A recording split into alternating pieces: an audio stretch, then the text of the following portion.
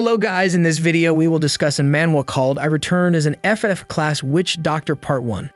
In a dark forest in the middle of the night, a blonde-haired struggled to walk with some darts stuck in his leg. He expressed frustration and anger, unable to feel his leg. Suddenly, he spotted a guy running towards him and called out his name. The guy, Dale, responded with devastating news that all their companions were dead and that they had been killed by a monster. The blonde-haired guy found it hard to believe that their team of PK pros with an average level of 40 could all have died to one naked psycho. As the two conversed, some darts suddenly landed on Dale's face, causing the yellow-haired guy to scream in terror.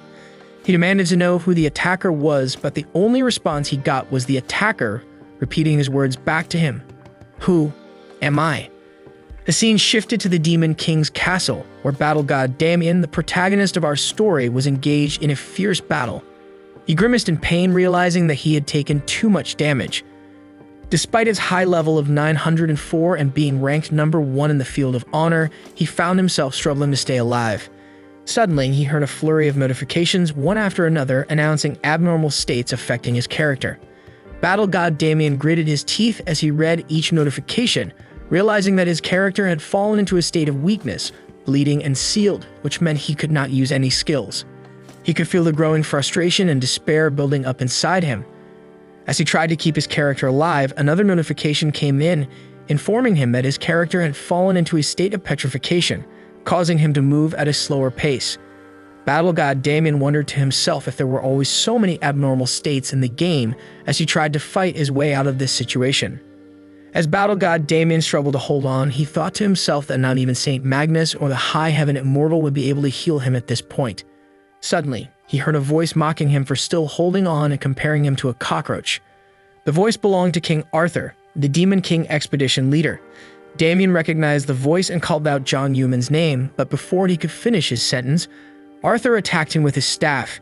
Damien heard a warning that his stamina had fallen below the threshold and that he may be logged out.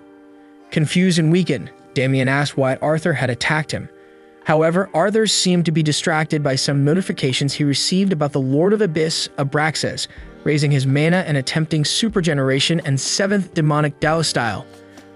Frustrated that the fight was cut short, Arthur muttered to himself that it was just getting fun.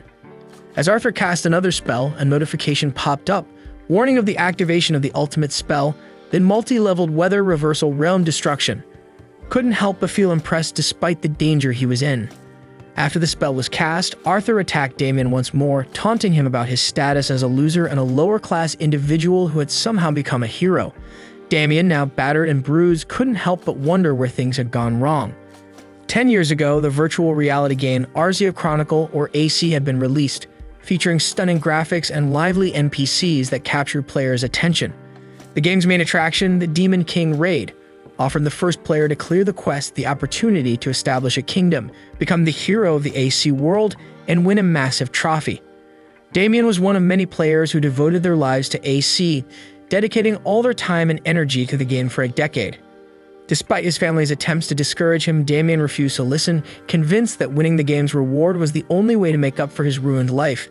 It was during the Demon King raid that Damien met King Arthur, also known as Ma Jungmin, a servant of the goddess area who possessed the infinite circle, granting him endless mana. With his warm personality and charisma, King Arthur led the expedition that allowed them to reach the Demon King's castle. Damien's inner thoughts raced as he realized that there was only a little more left to complete the raid. Suddenly, King Arthur spoke up, acknowledging the importance of Damien's contribution to their victory. However, Damien's trust was shaken when he asked King Arthur if he had been planning to betray him from the start. King Arthur chuckled at the question, but his laughter quickly turned into violent aggression as he started beating Damien again, calling him a piece of shit and a useless parasite. Damien was shocked and scared as he thought about the possibility of dying without accomplishing anything, all because of a traitor like King Arthur. But then a voice spoke to him, offering him a chance for revenge and a new purpose. Abraxas, the Lord of Abyss, offered to help Damien and in exchange asked him to kill the Goddess of Light area and become the Avenger of Chaos. Damien was hesitant at first, but the thought of finally achieving something after all his years of dedication was too tempting to resist. As King Arthur continued to taunt and beat him, Damien made his decision. He would take Abraxas' offer and become the Avenger Damien, the one who would bring chaos to the land.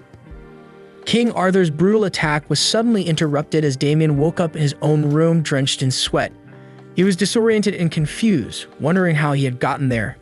As he tried to make sense of what was happening, his brother Ma Jungmin burst into the room and told him it was time to eat. Damien was taken aback as he knew that his brother was supposed to be in the military as an officer. However, he was now wearing a school uniform and Damien couldn't help but wonder if he had gone insane. He looked at the calendar and realized that it was July 28, 2020, the time when Arisa Chronicles beta was released. Damien began to wonder if he had somehow gone back in time.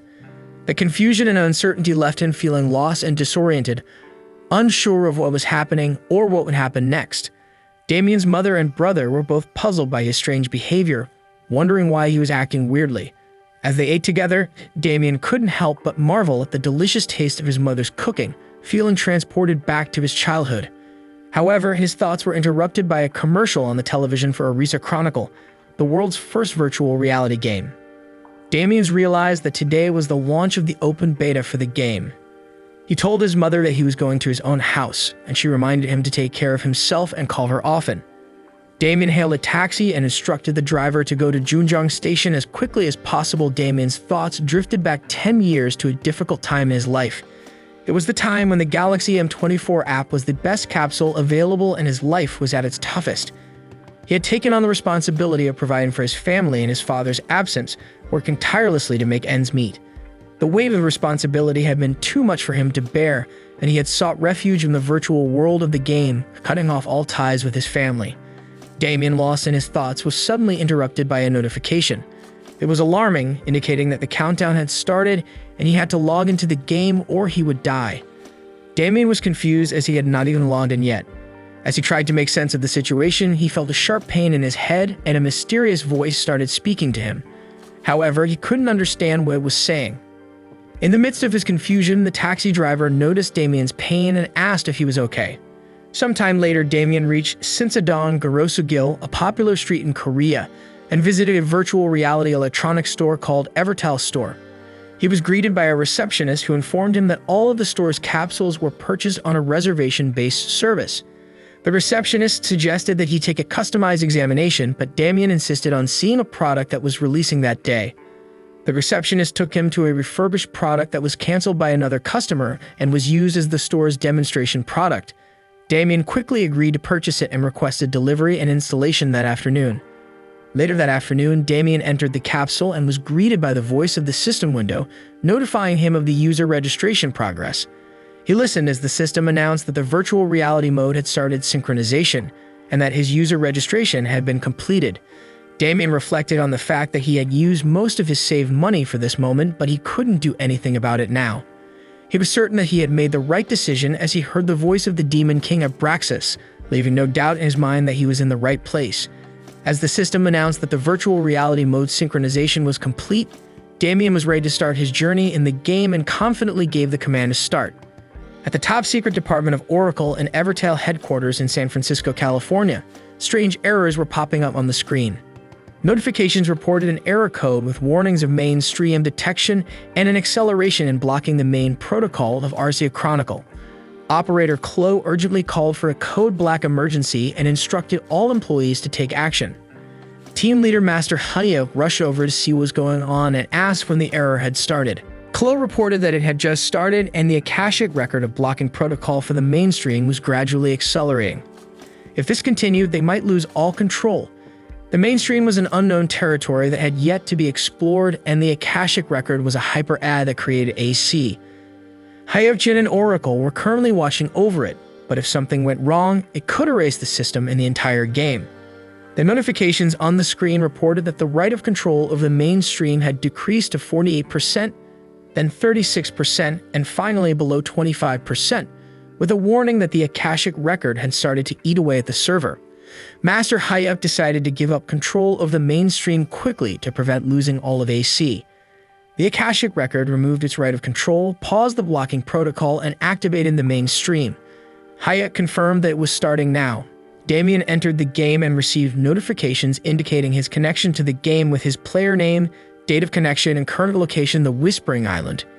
He recalled his 10 years of gameplay and his desire for revenge against Ma Jungmin for the humiliations he had suffered. Damien realized that he was not starting at the beginner's village as he should be and wondered where he was. Suddenly, he received a notification that his connection log had been confirmed and a countdown had been initialized, indicating that the test had started. The notification stated 3 conditions. Condition 1 was that if he did not log into the game within 168 hours, he would die.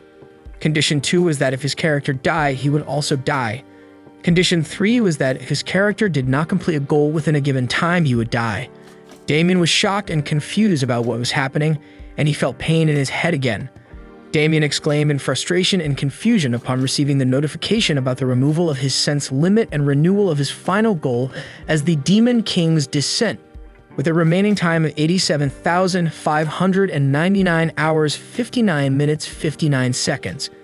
He also wondered what the game had done to his body. Then he received another notification stating that a class would be given on the condition of the final goal, specifically on the Witch Doctor class. Damien was taken aback by this new information and cursed the game in disbelief. Witch Doctors were beings who used primitive powers and were closely related to death, ancient sorcery, and curses. Their identities were shrouded in mystery, and they believed that death was salvation. Damien was shocked to discover that his in-game character, Damien, was now a level 1 Witch Doctor with terrible stats. He was disappointed with his new class and the fact that it was a hidden class, meaning it was difficult to obtain and not well known. The notification also provided a description of the Witch Doctor class, revealing that they specialized in spells related to poison, curses, summons, bones, blood, corpses, and souls. The class was known for causing damage over time, making it an output-type damage-dealing class. Damien was frustrated with his new class, particularly because poison was a subclass special attack, and he didn't feel it suited him. Suddenly, notifications appeared on Damien's screen, warning him that he had committed a crime and that his alignment was extremely low and a penalty had been imposed, which Damien found difficult to comprehend. The alignment of this level was only possible if he had killed around 1 billion people. Did this even make any sense? He wondered if it was a bug. The penalty was severe, with a 500% decrease in experience points upon death, a 500% increase in the probability of dropping items upon death, a 500% increase in the probability of equipment being destroyed upon death, nullification of the safe zone shield, and being attacked by NPCs. He realized that a penalty like this was essentially branding him as the Demon King. Damien arrived in Dunbatten Village and went straight to the village head's home to get a quest. However, he wore a paper bag over his head, which caught the attention of the village head, Elmore. When asked why he was wearing a paper bag over his head, Damien awkwardly replied that it was just cool. He inwardly felt embarrassed about it, but knew he had to wear it because of the compulsory quest. The village head quickly moved on to give Damien a quest, instructing him to catch 10 chicks from Whispering Island. The problem was that the chicks had eaten all of their feeds, leaving none in the storerooms. Damien listened carefully and accepted the quest. He then made his way through the mountains behind Dunbatten Village. He spotted a small chick standing alone and couldn't resist the opportunity to catch it. He threw a dart and successfully caught the chick, but as he panted for breath, he realized that he only had 1 HP.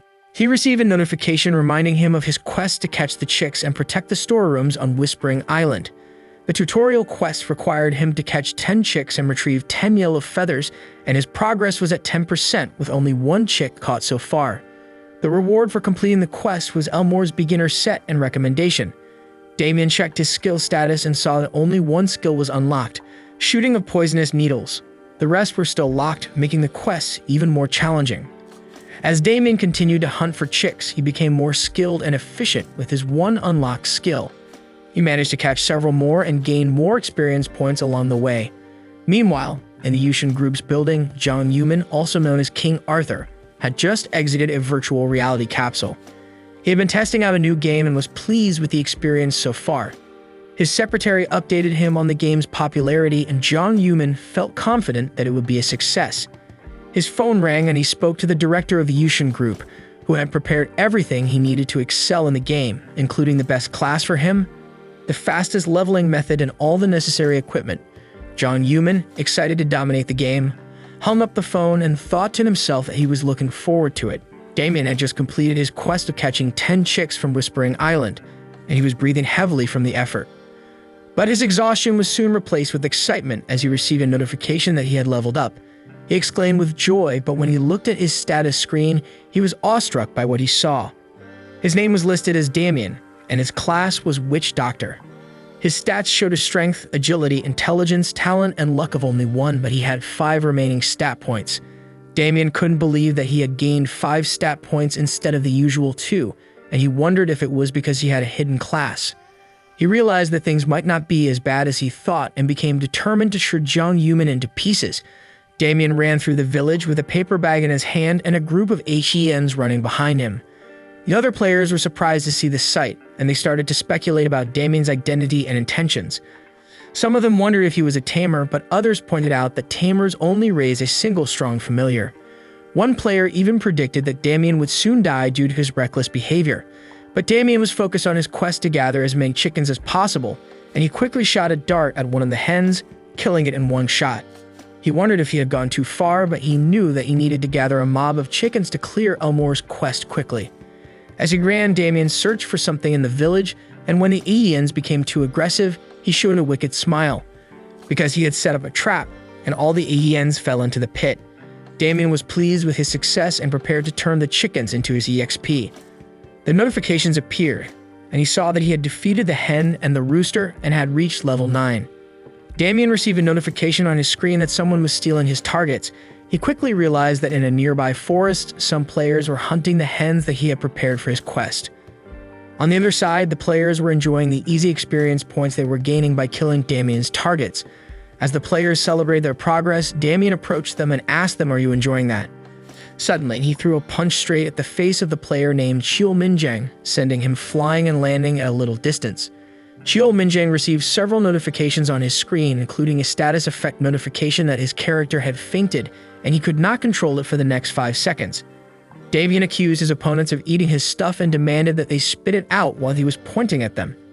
The opponents were shocked and asked for proof, but Damien pointed at the dead hens lying around and accused them of lying.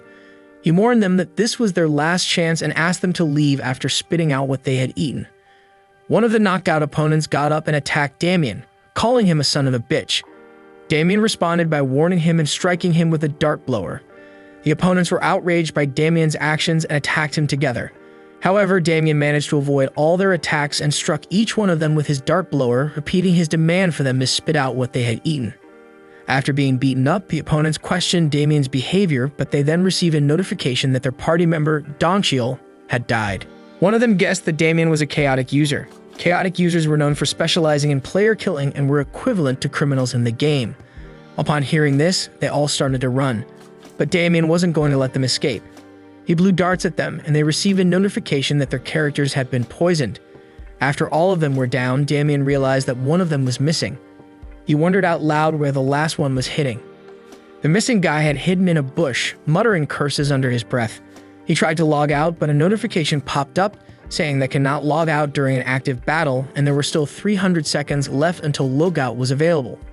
He blamed his bad luck for running into a chaotic user. But Damien found him and said hello before blowing a dart at him and finishing him off. Damien was elated to see the notifications that he had acquired yellow and white feathers, basic HP potions, and had reached level 10. He was particularly excited to finally be able to use the level 10 skills that were previously locked. This yielded better results than he had initially thought.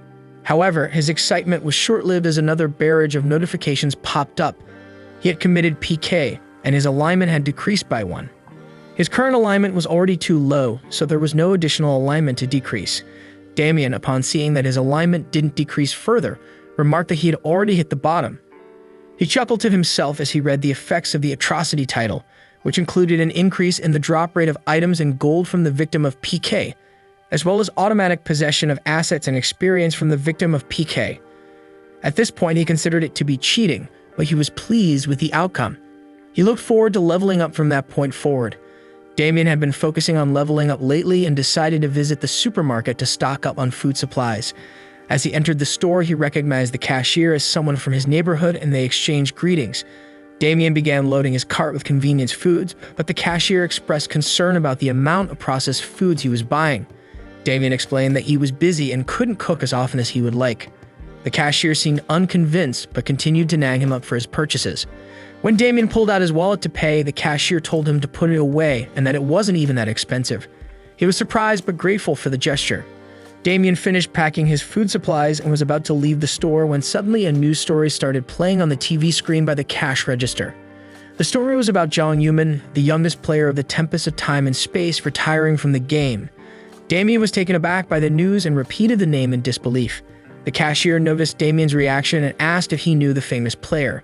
He hesitated for a moment before admitting as Ma Jungmin was indeed pretty famous. The cashier seemed surprised and started gushing about Ma Jungmin's background, describing him as tall, handsome, and amazing at gaming. However, Damien seemed lost in thought and didn't pay much attention to the cashier's words. He had a serious look on his face.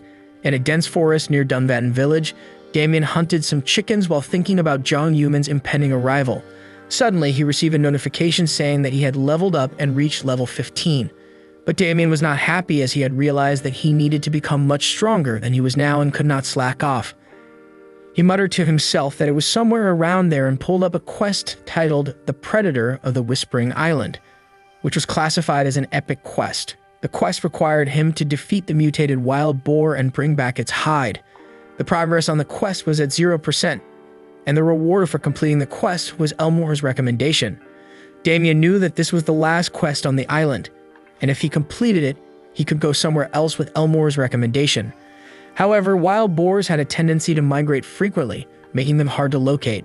If Damien didn't find the boar's lair within an hour, he would have to wait another hour for it to respawn.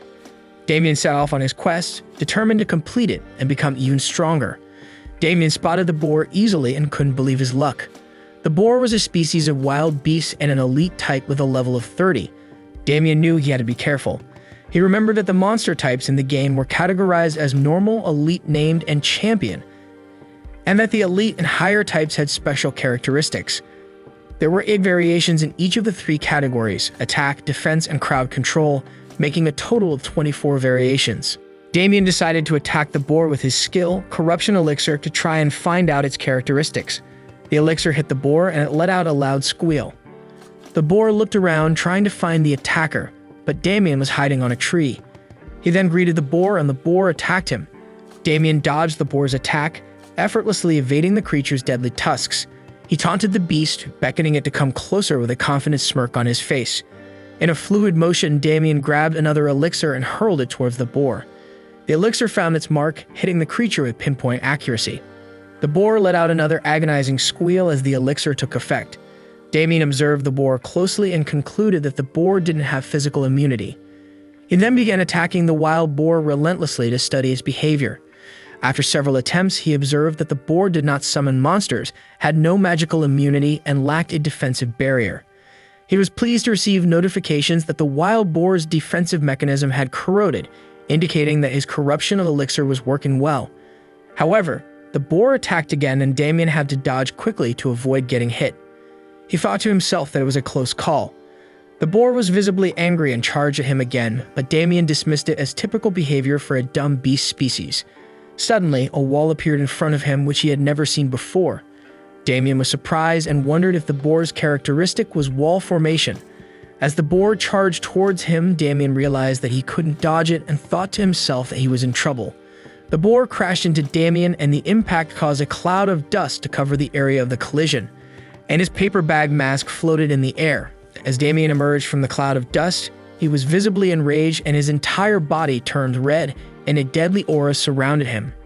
This was due to the skill he possessed called Zombification, which was currently at level 1 with a passive attribute of Corpse. The skill allowed him to transform into an undead when his HP reached 0 and prevented his HP from falling below 1 for 600 seconds. When activated, he emitted a plague aura that poisoned and made opponents bleed within a 3-meter radius. However, he couldn't use any other skills while the skill was activated, and there was a cooldown period of 1800 seconds. Damien's anger boiled over as he shouted at the wild boar, cursing the creature for hurting him.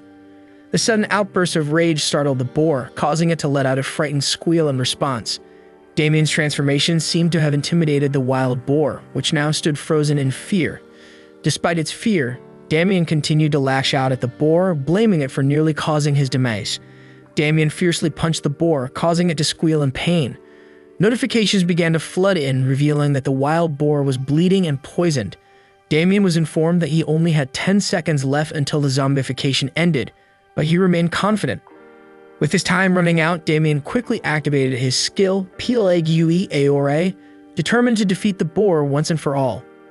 As the notifications counted down the remaining seconds, Damien declared that he would turn the boar into a bloody pulp. The tension mounted as the seconds ticked away, but Damien's determination did not waver. Finally, with the countdown complete, Damien declared that the boar was done for. Just as the last notification sounded, Damien struck the final blow, defeating the wild boar. Damien felt exhausted and fell to the ground, huffing and puffing. However, he also felt accomplished as the notifications informed him that he had gained experience and had leveled up to level 16. He had also obtained the wild boar's fangs, hide, and essence, as well as a substantial amount of gold. After that, another set of notifications started pouring in. One notification indicated that Damien had obtained the title, the one who killed the wild boar alone, while another notification stated that he had cleared the quest, the predator of the Whispering Island. Upon seeing these notifications, Damien felt a sense of accomplishment and excitement. He thought to himself how he could hog all the rewards since he cleared the quest and earned the title, the one who defeated the boar alone. The title came with bonuses such as strength and movement speed increases, as well as a characteristic resistance boost. Damien was thrilled to have earned a solo clear title and took a look at the items he had obtained. He planned on giving the hide to Elmore, and he was still considering what to do with the fangs and essence. Damien was engrossed in checking his acquired items when he heard a voice from behind. Turning around, he saw an old man with a white beard and a muscular body who appeared to have materialized out of thin air. The old man seemed to be amused by Damien's presence, commenting on his peculiar nature as an otherworld adventurer who had risen again after death. Damien was puzzled by the old man's sudden appearance and noticed that his name was unclear, appearing as a question mark on his status window. Although the old man looked human, it was difficult to discern his age and level, except for the fact that he appeared to have lived for countless millennia. The old man's status window also warned that he had a bad temper, and Damien should be careful not to get killed. Damien was surprised that he was unable to see the old man's other information and wondered why this was the case. The old man seemed to be more interested in Damien and asked him how he was able to move as a dead man. Damien was taken aback by the old man's question and was unsure how to respond. The old man approached Damien and touched his forehead. Damien felt uneasy and asked him to keep his distance. The old man ignored Damien's request and continued examining the small rune on his forehead. The old man identified Damien as an otherworld adventurer who had borrowed the power of darkness to become undead momentarily. Damien was surprised and asked the old man how he knew. The old man calmly replied that he could see it very clearly, but Damien was not satisfied with his response and asked him to back away. Despite Damien's frustration, the old man seemed unfazed and continued to speak, saying that it was not bad to borrow the power of darkness, as it would make it harder for Damien to die. However, he questioned why an otherworld adventurer would harbor such a high level of darkness equivalent to that of the Demon King. At this point, Damien heard notifications indicating that new information had been updated and the NPC's information was being displayed. Damien saw the new information and he was surprised to learn that the old man's name was Karen, Priest of the Apocalypse. According to the information displayed, Karen was a representative of the forgotten god Shaka and the chief of the Black Cult. He appeared to have lived for uncountable millennia and was currently seeking the talent to defeat Aria, the Queen of the Gods. Damien was taken aback by this information and muttered to himself in disbelief. He had never heard of the Priest of the Apocalypse or the Black Cult before.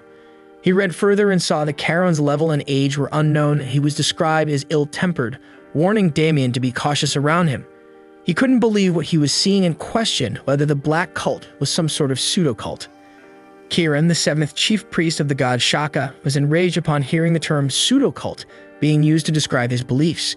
He declared that he would spread the gospel of the apocalypse across the land after defeating the Queen of the Gods. Damien tried to calm him down, but Karen ignored him and attacked. Damien managed to dodge Karen's first attack, but he was surprised by the force behind it. Karen attacked again, but Damien dodged once more while calling him a crazy old man, and wondered about the destructive power behind Karen's blows. Karen taunted Damien, impressed by his ability to dodge, and challenged him to continue dodging. Damien took a deep breath and tried to steady his nerves. He knew that he had to face Karen, the priest of the apocalypse, and survive this trial. Karen looked like he was on the verge of senility, and his actions were clearly that of a seriously insane person. Damien wondered what he could possibly do in this situation. As he was lost in thought, Damien received a notification that Karen was displaying hostility towards him. He looked up and saw the old man staring at him with wild eyes. Damien braced himself for a fight and wondered how he could possibly defeat this crazy old man. But before he could even take a step forward, Damien received another notification. It was a quest, and he had to survive Karen's trial to progress. But what surprised Damien even more was that it was a mainstream quest. Damien stood still, lost in his thoughts about the importance of the mainstream quests. These quests were only given to a select few users and could decide the future of the game. The impact of the user's actions on the world of AC was immense and could potentially change it completely. But as he pondered on this, he couldn't help but wonder what an old man had to do with the mainstream quests. Before he could finish his thoughts, Karen interrupted him, attacking him with a sharp remark, demanding to know why he was just standing there like a dumb log. Damien quickly dodged the attack, but he couldn't help but think about the old man and his possible connection to the mainstream quests. Memories of his own experience as the battle god flooded his mind, particularly the time when he was tasked with defeating Abraxas alongside the Six Masters in the treacherous Abyss dungeon. He knew that the success or failure of these quests could have a massive impact on the world of AC, and he was determined to clear them no matter what. Suddenly, Karen caught Damien off guard once again, attacking him while berating him for hesitating. Damien knew that he had to act quickly, so he chanted a mantra and activated a skill called Bloody Impulse. He made a decision to stop overthinking and calculating and instead approach Karen with sincerity and his basic impulses. Damien braced himself for the upcoming battle, knowing that he couldn't afford to lose. He was determined to succeed in the mainstream quest, no matter the cost. Karen's eyes blazed with fury as he charged towards Damien, his fist pulled back in a powerful punch. The impact was devastating. The ground shook violently, and the force of the blow sent shockwaves through the air. Karen's powerful punch had caused an explosion, and as the dust settled, he shouted in frustration towards Damien, asking how long he was planning to keep running away. Damien had activated his zombification skill and managed to survive Karen's attack. Karen wasn't done yet, so he started attacking him again. As he dodged Karen's onslaught, Damien wondered why Karen was so strong despite not being a martial artist. Enraged by Damien's ability to dodge his attacks, Karen yelled at him to hold still. Despite Karen's angry shouts, Damien continued to dodge and noticed that he could see Karen's movements better than before. As he gained distance from Karen, Damien thought that if he could stall for time, he could survive the fight. However, his thoughts were interrupted when he saw Karen gathering energy between his hands. To Damien's surprise, Karen prepared a Kamehameha pose and taunted him, asking if he could dodge this attack as well. Damien, shocked and bewildered, exclaimed in disbelief. Karen then launched his attack, shouting, "Die!" This time, Damien had no chance to dodge and got hit by the attack. After the explosion, Damien found himself on his knees, but he was still alive. Suddenly, a notification sounded, indicating that there were only 2 seconds remaining. Karen, who was nearby, was impressed by Damien's sturdy body and complimented him on his physique. Damien responded with a hint of modesty, saying that it was nothing compared to Karen's. As the notification reached 1 second, the countdown ended and another notification chimed in, saying zombification has ended. Damien felt relieved after escaping this near-death scenario. But the next notification brought him good news. You have cleared the quest Karen's trial. Karen, who had been silent until that moment, spoke up with a hint of sarcasm, remarking that Damien's mouth was still functioning despite the ordeal they had just gone through. Damien retorted with a hint of pride, saying that he now had to live the life to the fullest since he had obtained this opportunity. Karen then asked about Damien's power of darkness, which he had noticed earlier. Damien confirmed that he possessed that power and asked if Karen recognized it. Karen responded to Damien's question with a smirk, indicating that he recognized Damien's power of darkness. He mentioned that as the chief priest of the 7th god Shaka, he couldn't possibly miss it. Damien asked Karen about the 7th god Shaka, and Karen responded by praising him as the best god of Arsha. He explained that Shaka was the lord of darkness and apocalypse, incomparable to Arya, and he is the greatest of all the gods. Damien was a little confused, thinking that the 6 great gods were supreme goddess Arya of the light, Phoenix of fire, Nissa of water, Tenasil of tree, Oread of iron, and Crowd of earth. However, he realized that there was no way the system would lie. Damien simply nodded, and Karen then took the opportunity to get straight to the point. Damien got ready to listen, thinking that Karen was finally getting to the point after causing all this ruckus. Karen then asked Damien if he wanted to become stronger, mentioning that otherworld adventurers desired fast growth and strength. Damien was taken aback by the suggestion, but before he could respond, Karen actually suggested that Damien become his disciple. Damien was taken aback by Karen's suggestion and began to walk away while bidding him a farewell. This seemed to anger Karen, who hit Damien on the head with a hand chop and demanded to know where he was going. Damien retorted, calling Karen a senile old man. This only served to rile Karen up more as he began to boast about the power of Lord Shaka and how even someone like Damien could become an absolute ruler if he became Karen's disciple. However, Damien wasn't convinced by Karen's claims and challenged him, asking if he would believe it if he were in Damien's position. Karen was taken aback by this, but he eventually relented and showed Damien a book, hoping to convince him to become his disciple. As Damien examined the book, a notification sounded, informing him that the Apocalypse Invocation, the Book of the Black Covenant, were radiating a faint light. Damien was puzzled by this, and as he looked at the book, another notification popped up, saying that the mainstream encounter with the seventh god had been activated. Karen then explained to Damien that the book was a divine object and the only tool that would allow him to meet Lord Shaka. Damien was skeptical, but Karen instructed him to open the book.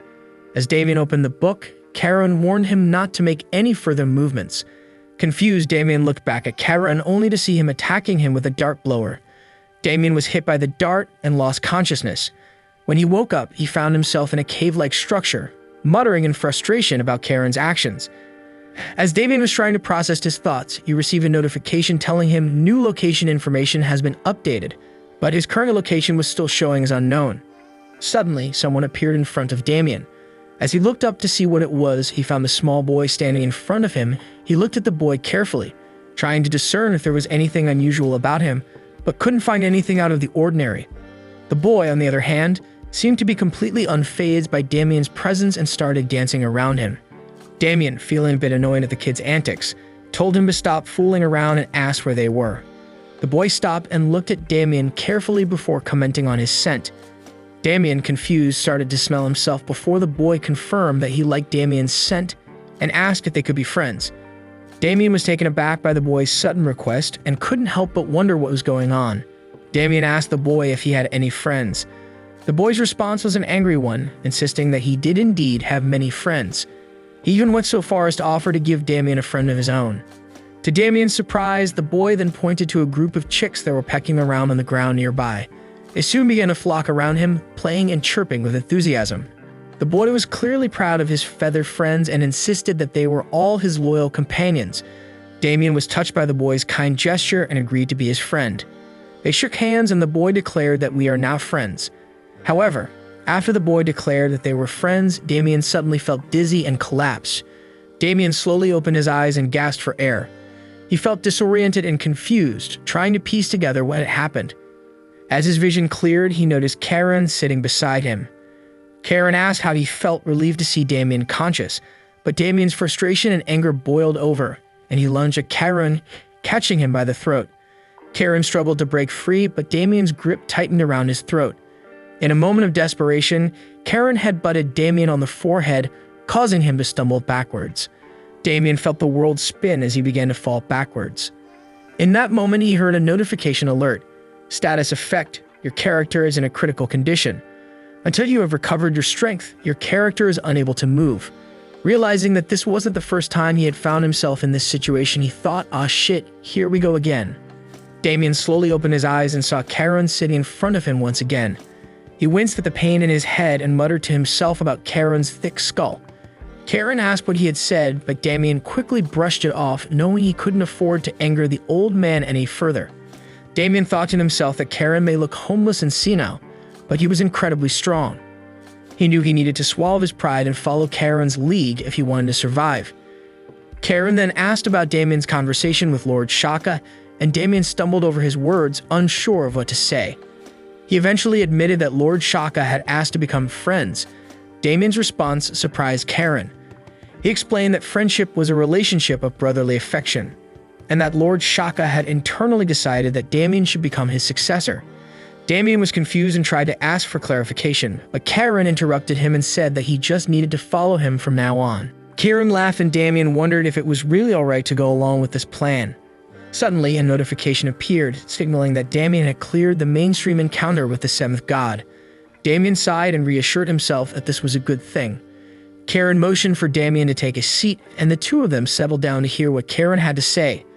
Damien couldn't help but wonder if they were going to meditate or do something spiritual. But Karen quickly dispelled that notion and said that he wanted to talk to Damien about their upcoming plans. As Karen began to speak, Damien's mind started to wander. He thought it was just going to be an old story, something he heard before. But then Karen started to talk about the 7 gods of their land. Damien was intrigued. Karen explained that the circle of life and death was well balanced, thanks to the god of creation, Area of Light, and the god of the apocalypse, Shaka. However, one day Area approached the other 5 gods, expressing her concern about Shaka's power of destruction. She suggested that they restrict it, and although there were differences in opinion, they ultimately decided to go ahead with a plan. The war between Lord Shaka and the 6 gods began, and it was fierce. The heavens shook, and the earth split open. It went on for a long time, and even though Lord Shaka was the god of apocalypse, he couldn't handle battling all 6 gods. Eventually, he was defeated, and he left everything else to his family, falling into an eternal slumber, maintaining only his divinity. The 7th god became forgotten by the people. Damien listened to Karen as he spoke about the history of their world and the absence of Lord Shaka. He couldn't help but think that Lord Shaka's family member was the senile old man. However, as Karen continued to speak, Damien's understanding of the situation deepened. He realized that Lord Shaka, who was the source of all darkness, was actually the pillar of balance that kept everything in place, and due to his absence, evil was created. Damien understood the gravity of the situation and the importance of what Karen was asking of him. Karen revealed that he had roamed the continent for thousands of years, searching for a force powerful enough to defeat Area and the 5 gods and resurrect Lord Shaka. He asked Damien if he was willing to become his disciple and the sword of Lord Shaka to defeat the 6 gods, including Area of Light and their family. Damien heard the notification and realized that Karen's wish had been activated. He was given the option to accept the quest or not. Damien's mind raced as he tried to process everything that had just been revealed to him. The forgotten 7th god, Lord Shaka, was actually the key to maintaining balance in the world, and because of his absence, the demons were born and evil had spread throughout the land. It was a daunting task, but Damien had accepted the quest to become the sword of Lord Shaka and defeat the 6 gods, including Area of Light and their family. As he bowed down to Karen, Damien felt a sense of determination and purpose wash over him. He had accepted the role of the agent of revenge and formed a relationship with the priest of the apocalypse. The old man's laughter echoed through the room as he welcomed Damien as his successor. With a newfound sense of purpose, Damien couldn't help but think of Ma Jungmin. But now he saw an opportunity for revenge. Once he was done training with Karen, he would be ready to face Ma Jungmin and bring him to justice. Karen interrupted Damien's thoughts and announced his departure. Damien respectfully bowed and wished his master well. However, Damien suddenly realized that something was amiss and called out to Karen. He asked if there was anything else he could teach him before leaving. Karen responded that he had already chosen him as his disciple, and what more did he want from him? As Damien continued to express his confusion and disappointment, Karen took out a book and handed it to Damien. He instructed Damien to refer to it whenever he needed help and to avoid seeking him out. Before Damien could react further, Karen activated a formation and disappeared into it. Damien was left stunned and bewildered.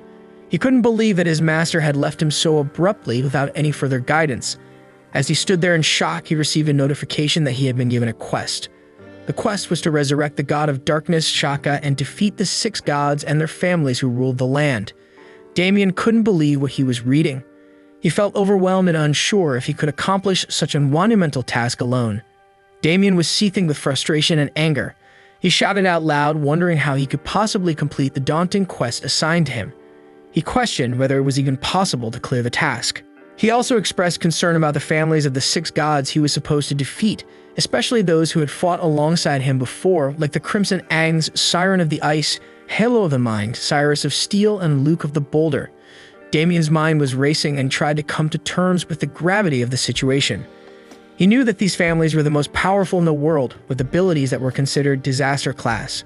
Among them, the family of Area, Ma Jungmin, the Radiant King Arthur, had obtained the infinite mana item, Infinity Circle, and was praised as the god of magic. Damien wondered if he could really defeat such powerful adversaries. However, as he thought about his comrades, he realized that there was no need to be scared. For some reason, he had been given the opportunity to come back in time, just when he thought it was the end. This gave him the determination he needed to face the challenge head-on. With newfound determination, Damien vowed to clear the quest assigned to him, no matter what the cost. He declared that he would put an end to the ill fate that had befallen him. As Damien was still processing the previous notifications, he was surprised to see even more notifications popping up. He read through them, realizing that he had acquired the Apocalypse Invocation, the Book of the Black Covenant. The notifications revealed that new clauses had been added, but due to his low level, some of the clauses were deactivated. Damien was intrigued by the possibilities the book presented, with its many abilities like Return to Village, Oracle, Rune Page, Item Appraisal, Disassembly, Synthesization, and Creation. He was thrilled to have acquired an all-in-one multi-item, something he had heard about before. Damien opened the book and was pleased to see its contents. He thought luck was following him, and he felt unstoppable. He wondered if he should test the book's ability and decided to start by disassembling an item.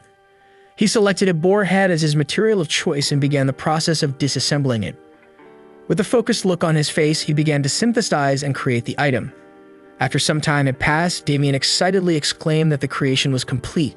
Upon inspection of the newly created item, Damien discovered that it was a wild boar helmet, a helmet made from a giant boar head.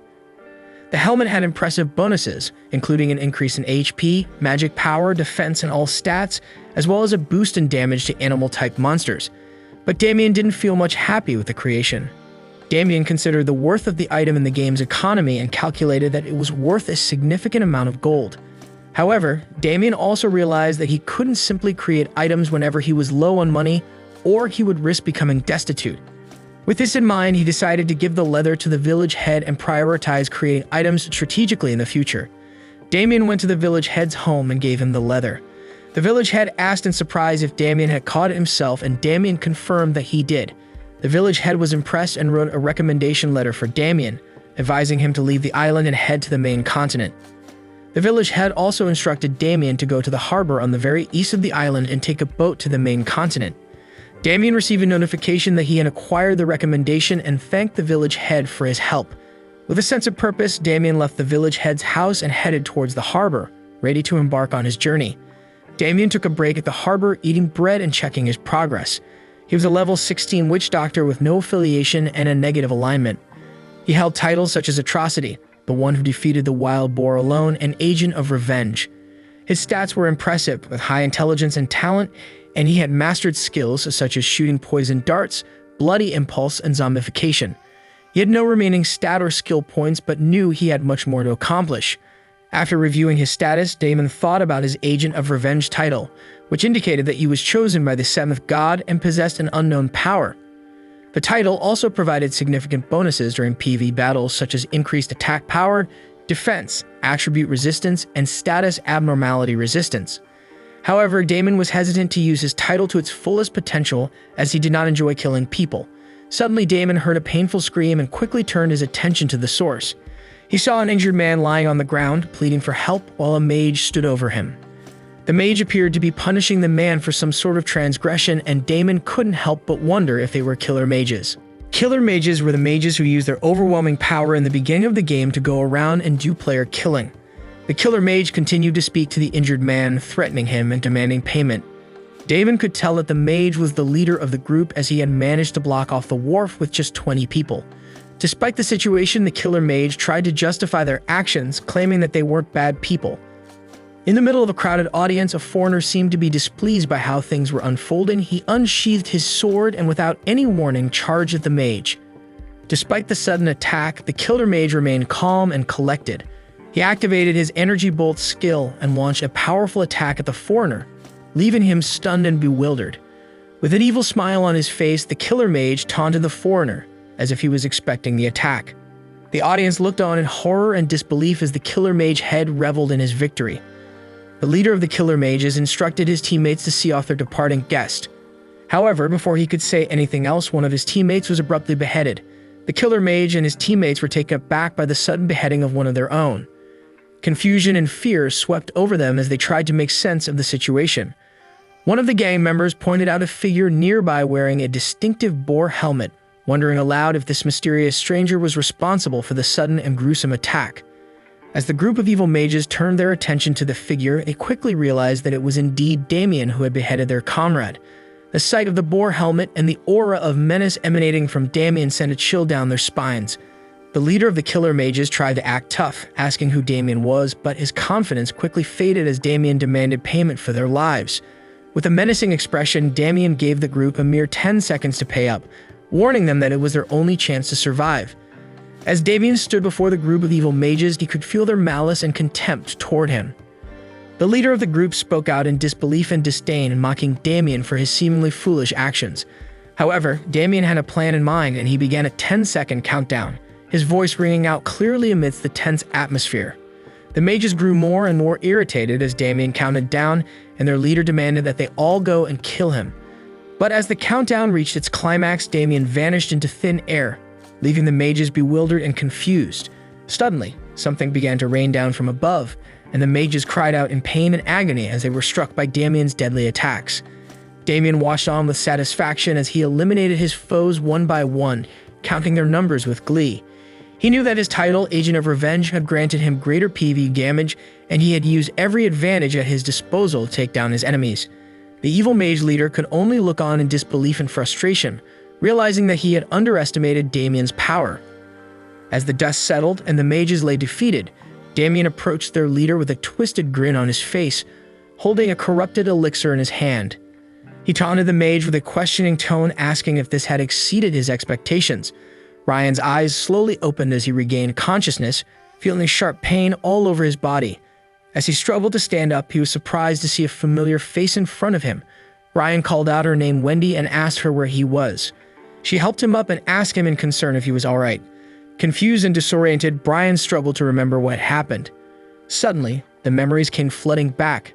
He had been attacked by the evil mages and knocked unconscious. Anger surged through him as he remembered the attack, and he swore to take revenge on them.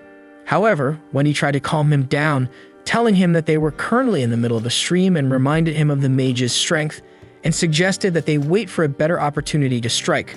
Brian's mind was still focused on revenge, and he asked her a profound question. When does a streamer truly die? Is it when they lose all their items or when they're at level 1? He answered his own question, saying that a streamer truly dies when they decide not to play anymore.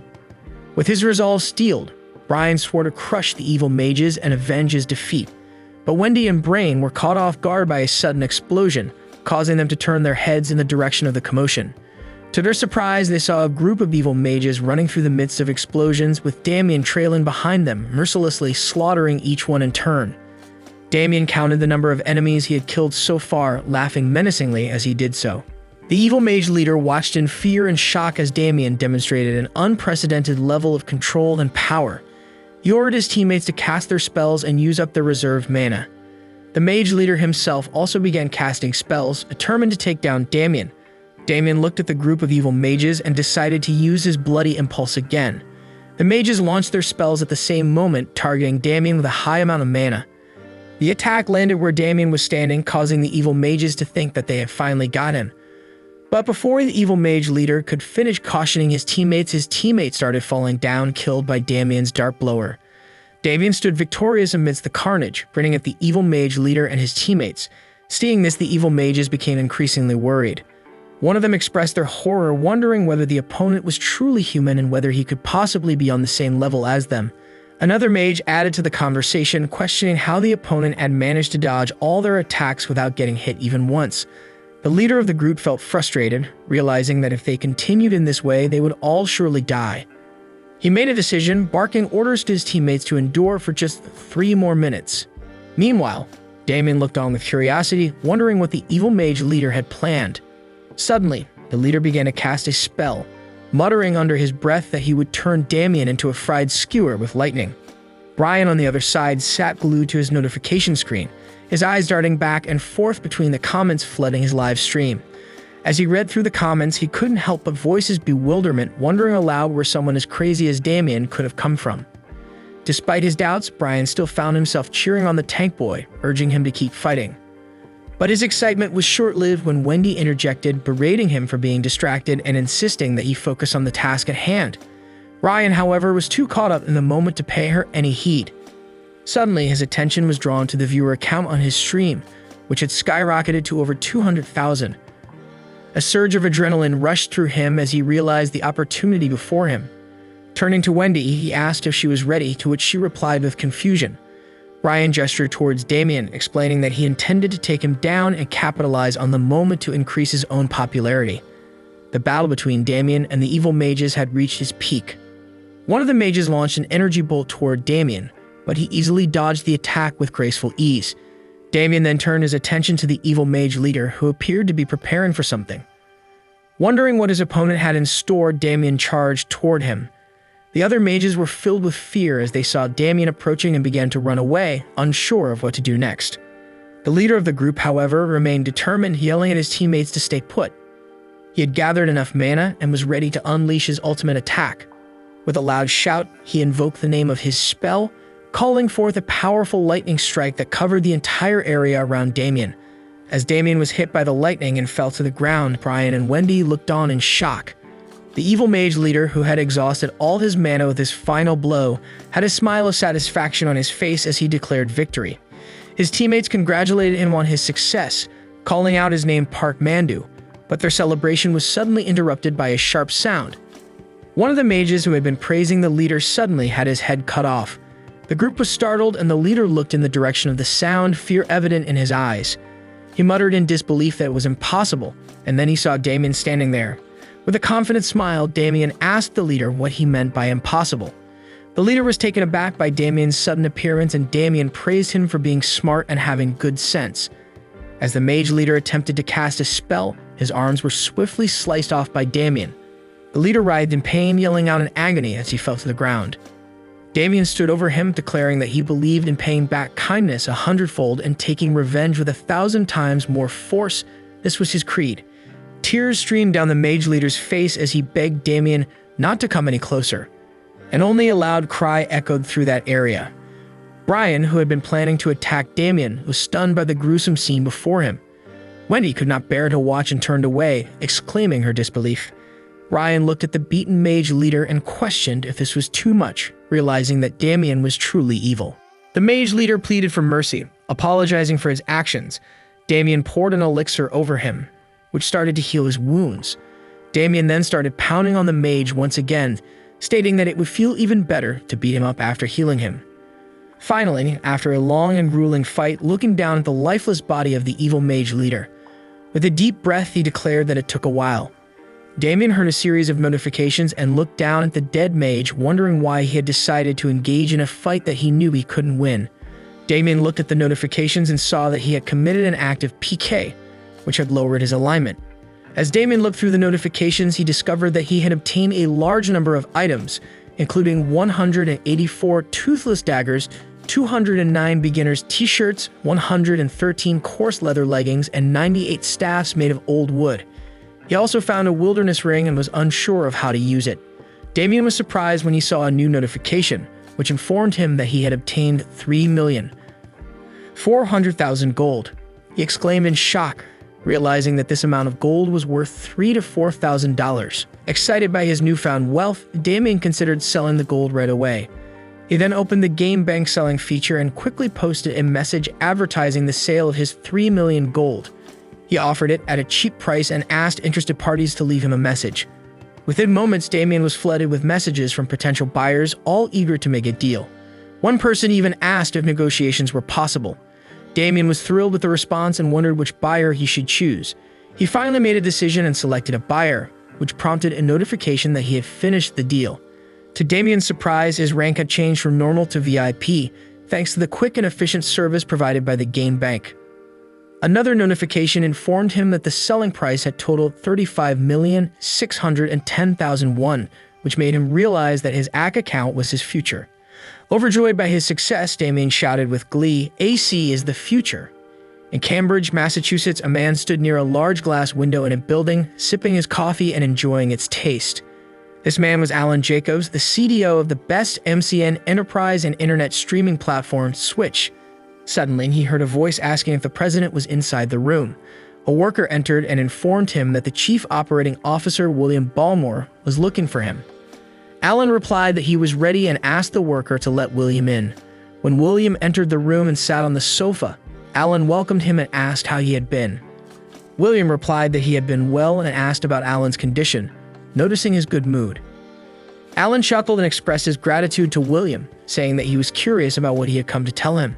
After Alan asked what the news was, William asked if Alan knew what AC was, to which Alan responded that it was a game that was currently trending and popular among their streamers.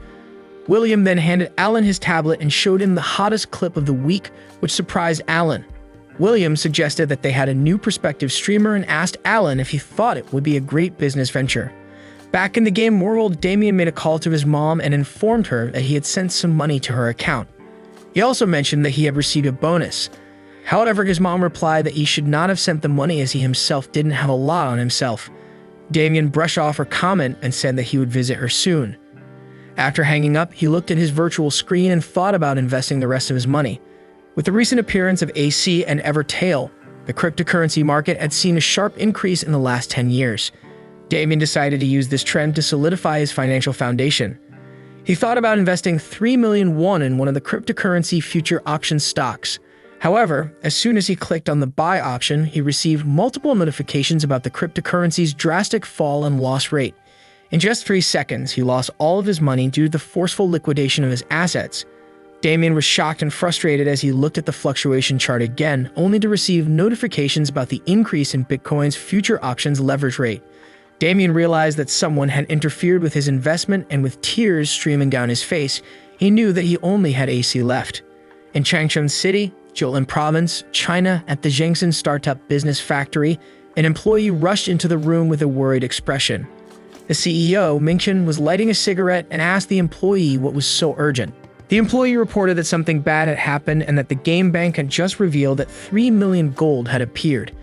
Mingchen was shocked and dropped his lighter, asking if the news was real. The employee confirmed that it was and showed him the proof. Mingchen was angry and couldn't believe that someone had made such a large amount of gold. He had invested a lot of time and money into the gaming company called AC, taking care of all the operational equipment and even purchasing a large amount of the Galaxy M24 app's capsule with an enormous investment from a higher-up he knew. However, the news of the 3 million gold sales was a huge setback. Mingchen realized that the amount of gold exceeded the output of Zhengzhen, and that a person, not a company, had made that much. The single sale price was also the best price, which meant that if people like him kept popping up, then AC Gold's market price would drop dramatically. Mingchen smacked his table in frustration and exclaimed, "What the hell?" as he tried to figure out how to deal with this unexpected turn of events. He hit the employee with a tablet on the head and demanded to know why he hadn't been told earlier. The employee tried to explain, but Mingchen cut him off with a shout, ordering him to find out who was responsible. Mingchen was worried about the future of Zhengzhen and realized that it was only a matter of time before he went bankrupt and couldn't repay his investment. He then ordered the employee to find out who the hell this bastard was, and the employee ran out to fulfill his boss's orders. Damien lay on a boat that had already sailed, thinking back to the island he had just left. It was filled with many twists and turns, but thanks to a guy named Park Mandu, he acquired a lot of valuable materials. Damien opened his inventory and contemplated disassembling some items. After a successful item disassembly, he was pleased to find that he had acquired 8 low-grade irons. With this much material, he realized he could make more money than other users who were still on the island. His efforts had also paid off in terms of experience points, as he had gained multiple levels and reached level 20. Damien thought about how the effect of atrocity had helped him level a lot and decided to take a look at his status. He was a witch doctor with no affiliation and very low alignment. He had the title of Atrocity, the one who defeated the wild boar alone and the agent of revenge. His stats were impressive, especially intelligence, which was above 50, and with strength, HP, agility, talent, and luck being over 10. Damien had no stat points remaining, but he was satisfied with his progress. Damien pondered over his current skill set, wondering whether he should invest in any other skills. He opened the skill window to take a look at his options. Among the skills listed were shooting of poison darts, control the dead, bloody impulse, corrupted elixir, voodoo doll, and zombification. He read the description of Bloody Impulse, which had already been invested in and reached level 5. It had an attribute of blood and could increase a target's attack and movement speed by 100% for 100 seconds, while consuming 1% of the target's stamina per second. He then moved on to Corrupted Elixir, which had also been invested in and reached level 3. It had an attribute of poison and allowed him to throw special elixir that would inflict 90% physical damage. Once hit, the target would also suffer 140% magic damage for 330 seconds, while their defense decreased by 20%. Lastly, Damien examined Control the Dead, which had an attribute of summoning and allowed him to summon applicable dead monsters at 50% of their stats. The number of summons would be proportionate to his magic power. He also looked at Voodoo Doll, which had the attribute of a curse and required him to consume an item and curse his target. Every time he stabbed the doll, his target's stamina would drop by 1%. Damien wasn't particularly impressed with these skills, especially Control the Dead, which could only summon weaker monsters such as chicks or chickens. Voodoo Doll also seemed impractical, as he would need to carry a doll item around. Nevertheless, he knew that these skills might come in handy one day. Suddenly, a notification popped up, breaking his train of thought. It informed him that information about a new location had been updated. Damien looked ahead with a smile, realizing that he was finally going to a new location. The notification also informed him that the world map had been updated. Damien looked at the view and couldn't wait to start his journey in the main continent as ship's captain bid farewell to Damien. And Damien replied with a thank you and looked ahead, taking in the familiar view. He recognized that the location he was at was one of the most lively kingdoms on the eastern part of the Arsia continent, the center of the eastern side, Terra. As Damien walked, he saw many public notifications from other players requesting to team up for quests, grinding, and recruitments. He thought to himself that it was just as he remembered. Even though there were so many people, there was no one who had noticed his disposition. Damien then saw 3 people standing in the middle of the street, shouting out that they were recruiting people who wanted to raid a dungeon right now. They also mentioned that they treated healers favorably and were looking for temporary mercenaries for 1 week. They would provide meals and lodging. Damien commented that guild recruitment was also the same, but suddenly he changed his thoughts and started looking for the place he had been searching. Finally, he spotted the familiar sign that marked the entrance to the Adventurers Guild. Pushing his way through the throngs of people, he made his way to the front desk where several others were discussing their schedules and requests. Realizing that he was running out of time, Damien squeezed past them as he had no time to waste if he wanted to make his application today. The manager of the Adventurers Guild in Terra Kingdom, Hatson, called out to Maria and asked her to bring him all the adventure applications from that day. Maria saluted and replied with an affirmative answer. While Hatson was busy, Damien called out to him with a greeting. Hatson looked a little frustrated at first, but Damien continued and confidently stated that he would like to get a license. Hatson was visibly happy when Damien called him by his name and remarked that he looked like a new adventurer with good eyes who had taken the time to research him. Damien replied that he should be at least that aware if he wanted to be a mercenary. Hatson agreed with him and thought to himself about the Adventurers Guild, its branches throughout the Arsia continent, and how it was a facility that all NPCs and adventurers utilized. He also noted that there were some people who paid to make requests and others who did the requests to make money. The Adventurers Guild's main job was to mediate between the 2 parties, but there weren't many people who utilized this feature properly. However, Hatson thought that Damien was quite quick to catch on. Hatson then confirmed with Damien that a license was needed to do that sort of work. Damien replied that he had heard as much. Hatson then asked if Damien wanted to apply right away, to which Damien replied with an enthusiastic yes. Hatson explained to Damien that in order to become an adventurer, one needs to take a simple test that involves 10 stages in an arena behind the lobby. Depending on the stage you pass, you will be assigned a tier. Damien asked if Hatson thought that he should come back after preparing himself if he wanted a high grade, and Hatson confirmed that it is normal to take a couple of days to prepare. However, Damien surprised Hatson by insisting on taking the test right away, saying that he didn't think there would be much of a difference after preparation. Hatson warned him that the test would be difficult to prepare for, but Damien was confident in his skills and insisted on taking the test immediately.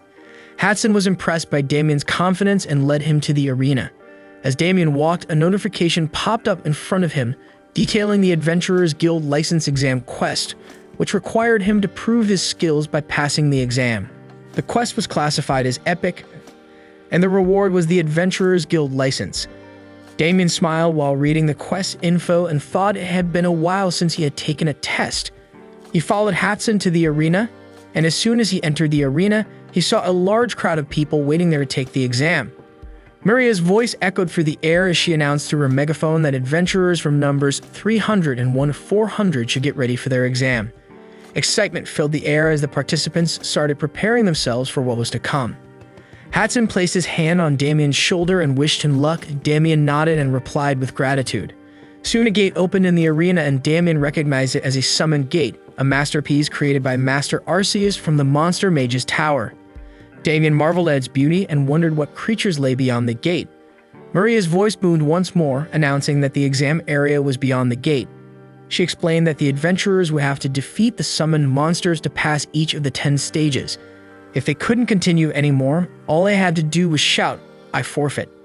One of the players raised a question asking Maria if the monsters were real. Maria responded, explaining that the monsters were an illusion created by the guild mages. She then added that there wasn't much difference between the illusion and reality, considering that most of the adventurers' guild requests were related to monsters anyway. Damien thought to himself that it was a practical method. Maria smiled and announced that they would begin the exam. As she spoke, the gate closed, surprising the players who were still waiting for their turn. They wondered aloud if the exam had started already. Outside the gate, screams and shouts could be heard from the players who had already entered. Finally, he muttered to himself, asking if it had begun. Voices could be heard from inside the gate, shouting and commanding the players to kill the monsters. The players waiting for their turn were shocked and worried by what they heard. They wondered if it was dangerous to enter the summoned gate.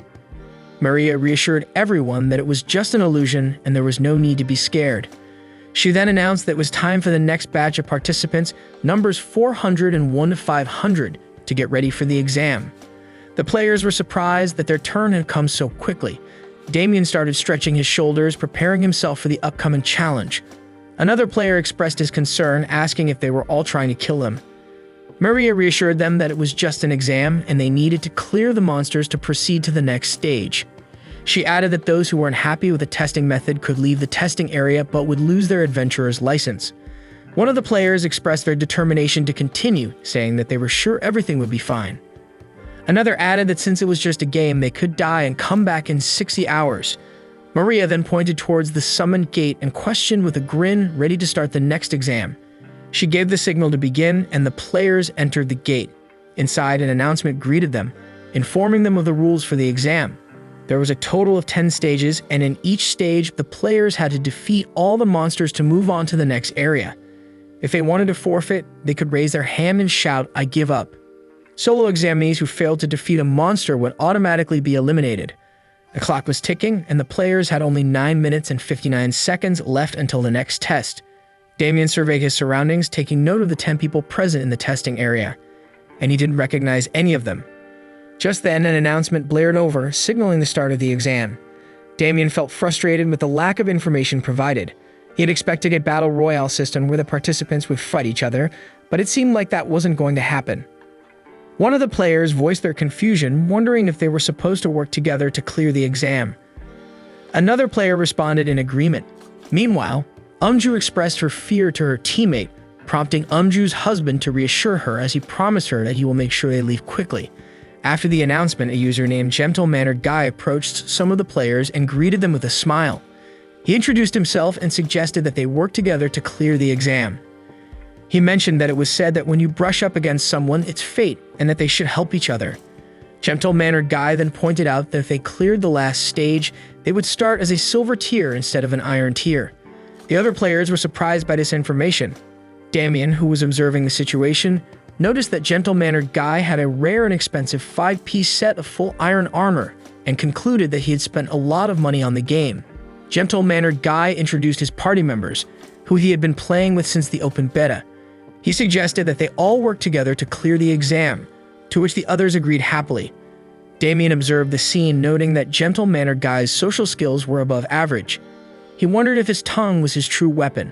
After introducing his party members, Gentle-Mannered Guy noticed a woman with a mask who he hadn't met yet. He greeted her and suggested that they work together. However, the woman didn't respond and gave him a cold look. Gentle tried again, but the woman interrupted him and told him to stop spouting nonsense. She refused to be in a party with a bunch of idiots and told Gentle to get lost. Gentle was taken aback by the woman's harsh words and questioned her if she was being too harsh. But the woman ignored him and looked away while saying that she had no idea what this gigolo-looking guy was saying. Suddenly, the announcement sounded, saying that the next test would begin soon. Everyone was surprised by the announcement, and a portal opened up from which goblins started to enter. Gentle-mannered Guy warned everyone that the monsters were coming and to prepare for battle. The players agreed, with one player expressing enthusiasm to give it a try and another suggesting that they fight together to earn a high tier. Gentle-mannered Guy scoffed at the standards of the Adventurers Guild, believing that they were not high enough if they gave everyone a license. Suddenly, a dart flew by Gentle-mannered Guy's face and it hit a goblin. The goblin flew back and cried out in pain. As Gentle saw the goblin's corpse disappear, in confusion he asked what had just happened, but the next second, he was surprised to see Damien charging toward the goblins with his fists. As Damien smashed Goblin with his fists, Gentle-mannered Guy asked him what he was doing, but Damien ignored him and began to slaughter the goblins. As the goblins were defeated, notifications popped up, indicating the number of illusionary goblins that had been defeated. Damien stood victorious, and the other player looked on in surprise at the dead goblin corpses. Soon an announcement was made that the first stage had finished, and the test results would be announced. The results revealed that Damien had earned 10 points and informed all the players that the second stage would soon begin. Damien continued walking towards the next gate, ignoring Gentle-mannered Guy's angry outburst. Gentle seethed in frustration, feeling like his plans to monopolize points had been ruined by Damien's actions. He shouted at Damien, calling him an immoral bastard and threatening violence. Damien just scratched his ears and responded with a clever remark about hearing a barking dog. He believed that the test was all about killing the most monsters, and that the evaluation was based on fighting abilities, with the highest tier license going to the last survivor. Gentle, unable to contain his anger, swung his sword at Damien. Damien looked at Gentle with a calm face, unfazed by his sudden attack. He then quickly reacted by throwing an elixir bottle at Gentle's face, causing him to shout in pain and swing his sword blindly. Damien dodged the attacks with ease, recognizing that Gentle was not just acting desperately, but was actually reading his presence and attacking accordingly. Damien realized that this was going to be a tougher challenge than he had initially thought, and he prepared himself for what was to come. Gentle turned towards his teammates and urged them to attack the enemy. The healer cast a cure spell on Gentle, while Ro attacked with Hawk's Eye and Minky cast a fireball spell. Gentle smiled as he felt his vision getting clearer and prepared to attack Damien. Gentle then used his swordsman skill, Counterstrike. As Gentle swung his sword towards Damien, he disappeared and reappeared behind Gentle, kicking him in the back. Gentle flew back from the impact and fell down, and Damien ran towards the players' group and caught Umju and Arn lock, threatening them to try shooting if they could. And if they kill her, they will all die. Umju's husband pleaded with Damien to release her. Just then, Gentle got up from the ground and demanded that Umju's husband shoot at Damien. Umju's husband was confused and asked why Gentle was behaving so aggressively. Gentle became increasingly angry and insisted that Umju's husband attack him. However, Umju's husband was hesitant and worried, unable to bring himself to harm his own lover. As the situation became more tense, Umju's husband caught hold of Gentle's arm and begged him not to shoot. Gentle grew increasingly frustrated with Umju's husband and threw him back in annoyance, declaring that he was not an easy target. He then scolded his teammates for not obeying his command to shoot. As his teammates struggled to figure out what to do, Gentle grew angry and lashed out at them, calling them pathetic bastards who were incapable of taking action. In a fit of rage, Gentle swung his knife at Umju's husband, causing Umju to cry out in alarm. Gentle then turned his attention to Damien and Umju, attacking them both with his knife and shouting for them to just die. Despite Gentle's aggression, Damien remained unfazed, his face lighting up with a smile and his eyes glowing as he faced Gentle attack them. After that, Damien looked at Gentle-mannered Guy attacking him, and a mocking smile appeared on his face as he said that Gentle was more idiotic than he had thought. He wasn't surprised though, as people who look like big shots often turned out to be nothing in the end. Once their abilities got acknowledged, they started showing off. Damien had wanted to avoid getting involved with him while they were waiting, so he just left him be. But he knew that the guy would show his true colors eventually, just as he had expected. As Gentle launched an attack at Damien, he shouted "Die." But Damien swiftly moved sideways to dodge the attack, then rotated his leg 180 degrees and struck Gentle on his shoulder. The blow was so powerful that it caused Gentle to cough in pain, surprising his teammates. Gentle's three teammates then launched their attacks simultaneously toward Damien, but he remained unfazed. Damien reverse-kicked Gentle, sending him flying toward the incoming attacks. Gentle's teammates exclaimed in shock and shouted at him to dodge the attacks. Gentle looked back at the incoming attacks, but there was no way he could dodge them in midair. The attacks landed on his back with a resounding thud, causing him to cry out in pain. As Gentle fell down near his foot, Damien expressed annoyance and decided to end him with one powerful blow. He punched Gentle straight in the face, and it was enough to take him down. As Gentle's body disappeared, Damien seemed to relax, and he muttered that it was the end. And a notification popped up, indicating that gentle-mannered guy had left. More notifications followed, surprising Damien. The notifications read that Umju's husband has left, Real Good has left, and Please Buy Me Chicken has left. All of Gentle's party members and solo participants were disappearing, and Damien wondered what was happening. As Damien was pondering, he heard a cry for help. As he looked back, he saw a girl asking for help. But before Damien could act, a dagger ended her life. Damien was stunned and wondered what was going on. Another notification appeared, indicating that Lua Bonbon had left. Damien saw the masked woman named Junwo standing over the girl's lifeless body. Damien looked at her and realized that Junwo had been the one behind the disappearances and killings of the other users. Junwo looked at Damien and asked him if he was the only one left. Damien confirmed that he was. As he looked at Junwo's sashimi knife, he couldn't help but feel impressed. The knife was a rare, one-handed dagger with a very fast attack speed, making it a deadly weapon in the hands of someone skilled. Its bonuses were impressive as well, with a significant boost to attack power and critical damage on both normal and sneak attacks. Damien couldn't deny that it was an impressive weapon. Junwo commented on Damien's lack of items, suggesting that he must be hiding something. Damien scoffed at the comment, reminding her that she was an overjeered noble, implying that she had an unfair advantage over others. As Damien picked up a sword dropped by another user on the ground, he thought that Junwo might be a difficult opponent and he should take the sword just in case. Junwo noticed this and asked Damien what he planned to do with it, since he wasn't a knight and probably had no experience using a sword. Damien looked at the sword and replied, saying that Junwo was more talkative than he had expected, just like the guy from earlier. Junwo didn't understand what he meant and asked him to clarify. But Damien didn't give any reply and calmly assessed the situation. He knew that assassins were typically formidable in one-on-one battles, and the way Junwo wielded her sashimi knife indicated that she was no exception. But Damien was determined to overcome this challenge. Gripping his sword tightly, he issued a warning to Junwo, telling her that time was of the essence and commanding her to come at him. Junwo, furious at his disrespect, charged forward with all her might, using her kunoichi skill known as Tiger's Molar. Damien was quick to react, blocking her attack with his sword. He was impressed with her strength and skill and realized that without his titles or equipment, he would have already met his demise. However, Damien was not one to back down. He praised Junwo's fighting spirit and told her that her arms were too weak. Junwo was taken aback, wondering how he could have blocked one of her most powerful skills, Tiger's Molar. She put more force into her move, shouting out a question as she attacked, asking him, "What the hell are you?"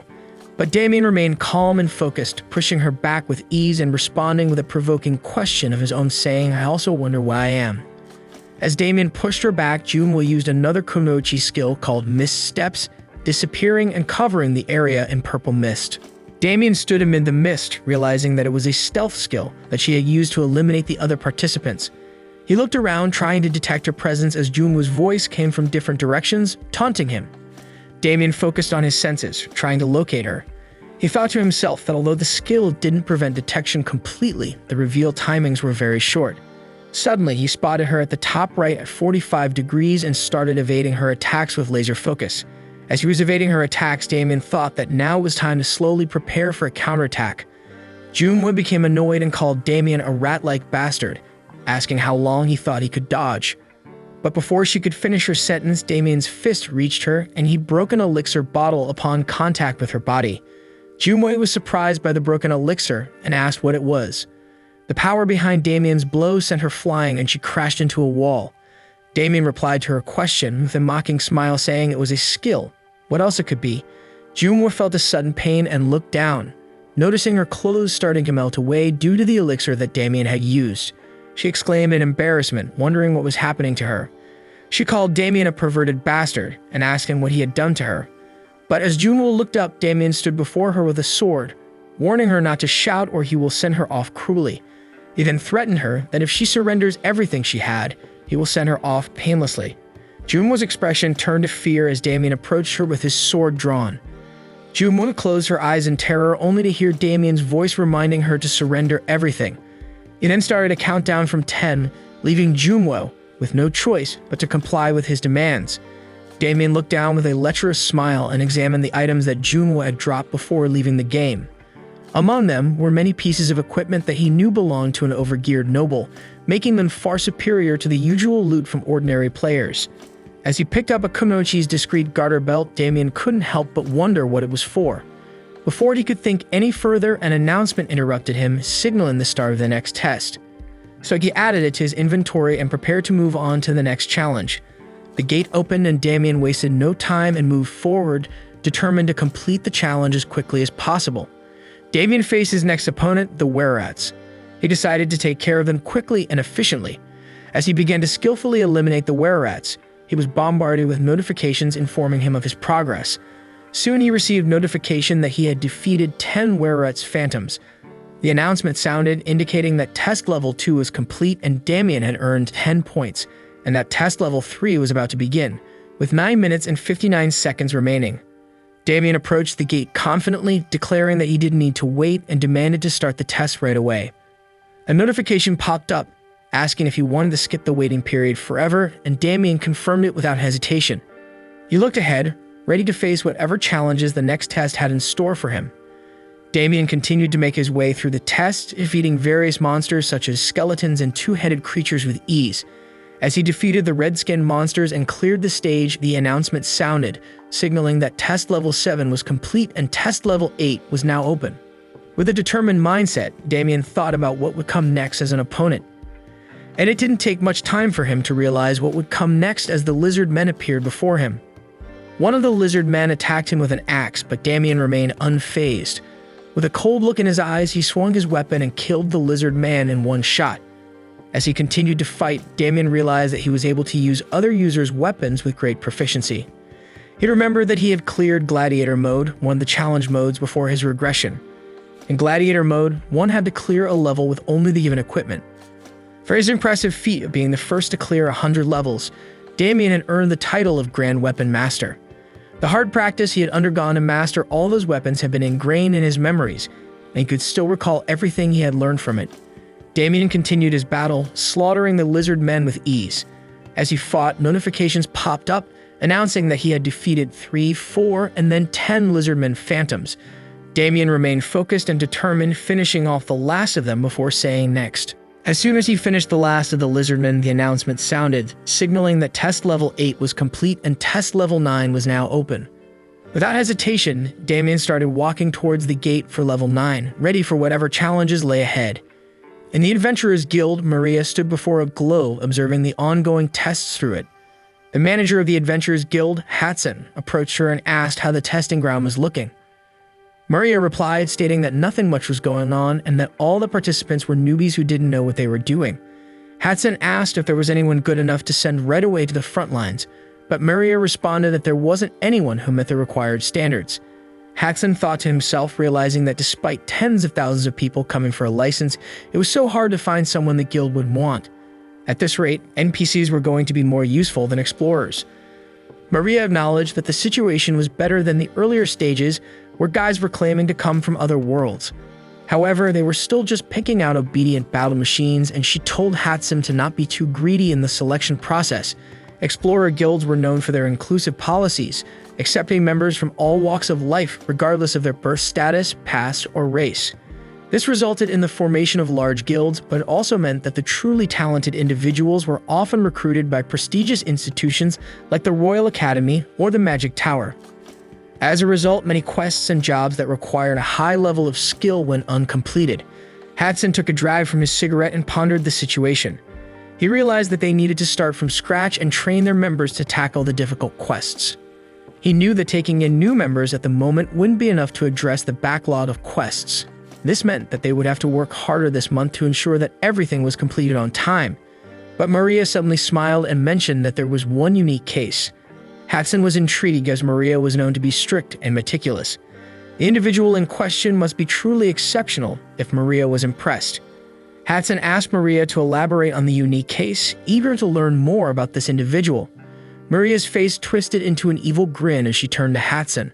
She informed him that in the first level, 9 people had died, leaving only one survivor to make his way through the subsequent levels alone. Hatsun was surprised to hear this news. He commented that even a normal adult man could take care of goblins, and he found it hard to believe that 9 people had died. He asked Maria if anyone had given up. Maria replied that nobody had given up. She went on to explain that the lone survivor was extremely fast, taking an average of just 2 minutes and 58 seconds to complete each level. This made him one of the top 3 contestants of the day. Hatson was curious about the cause of the 9 deaths. Maria cryptically replied that they weren't killed by goblins, leaving Hatson to wonder what had caused their demise. Maria's face lit up with excitement as she smiled at Hatson.